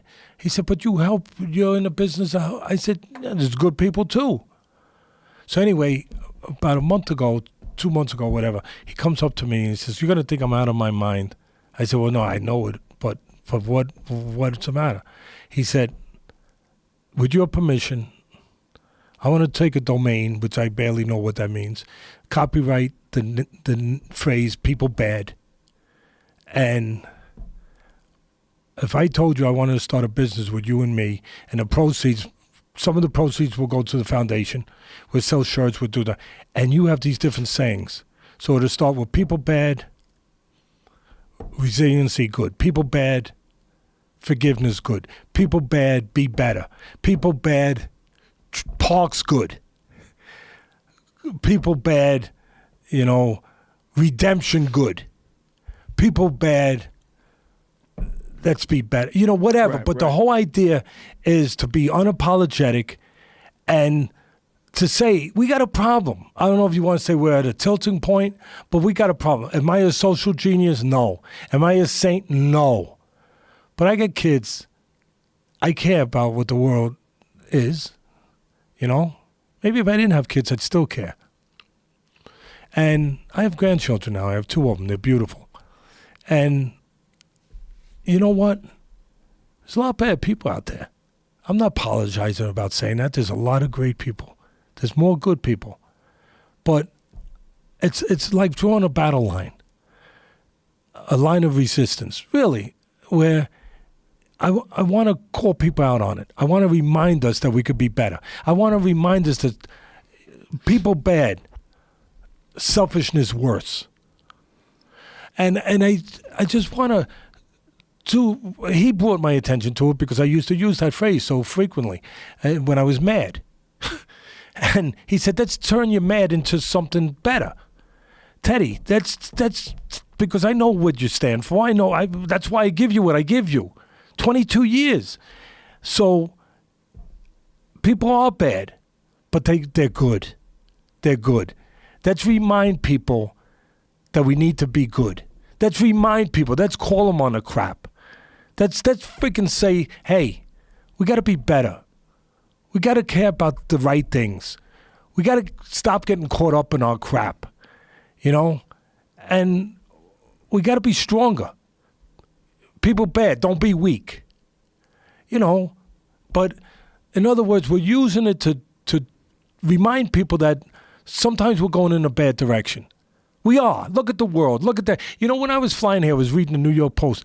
Do you know, I don't know if people think I'm weak or something, but I didn't want to read some of the stories about some of these kids that got killed. There was a story about a parent that someone in a hospital in Manhattan that decided to slice up a bunch of infants, just ran through the hallway of this place. It was for Chinese immigrants that they go to this place when they're young mothers where they think it's a safe haven for their children to be there for like a month. And so they're infants, 2 days old, 5 days old, 10 days old. And they're all in, it was all Chinese immigrants. And they're all in there, these babies. And this woman walks in there with a knife and starts stabbing these kids. Now, listen, I know a lot of people out there are going to say, Teddy, that's psychotic. That's different. Yes. It's evil. Yeah, there's evil in the world. Yeah. But I'm just calling to arms. I'm not the guy, but I'm just saying in my small way, calling to arms that we can be better. That just remind people that, you know what? We have so much promise. There's so much to be grateful for in this country. particular, in the world, but not always. And we have so much here. Let's be better. If people are bad, let's help them be better. Let's lead the way to be better. Let's take a stance. So we're going to, I don't know how the freak we're going to do it, but we're going to start this company, People Bad, but then we're going to have all these inspirational, if you will, but all these positive things to say, that to remind you that, you know what, you could be anything you want to be. You know that old saying, you could be anything you want to be. But some people choose to be bad. Let's choose to be better. And so we're going to do some of the proceeds go to the foundation. I don't know how the freak, we'll probably, whatever it's going to, but we're going to figure it out. He's going to do it all because I only know boxing. I think you know more than that. Listen, Teddy, this has been 3 hours. Oh, I'm sorry. Flew by. No, don't be sorry. It was great. I really appreciate you being here, man. Wow. I know. It's actually a little bit more than 3 hours. And thanks for. It was beautiful. Thank you, brother. For having Thank you very me, much, right? man. Really, Thank really you. appreciate you. Appreciate you. Teddy Atlas, ladies and gentlemen.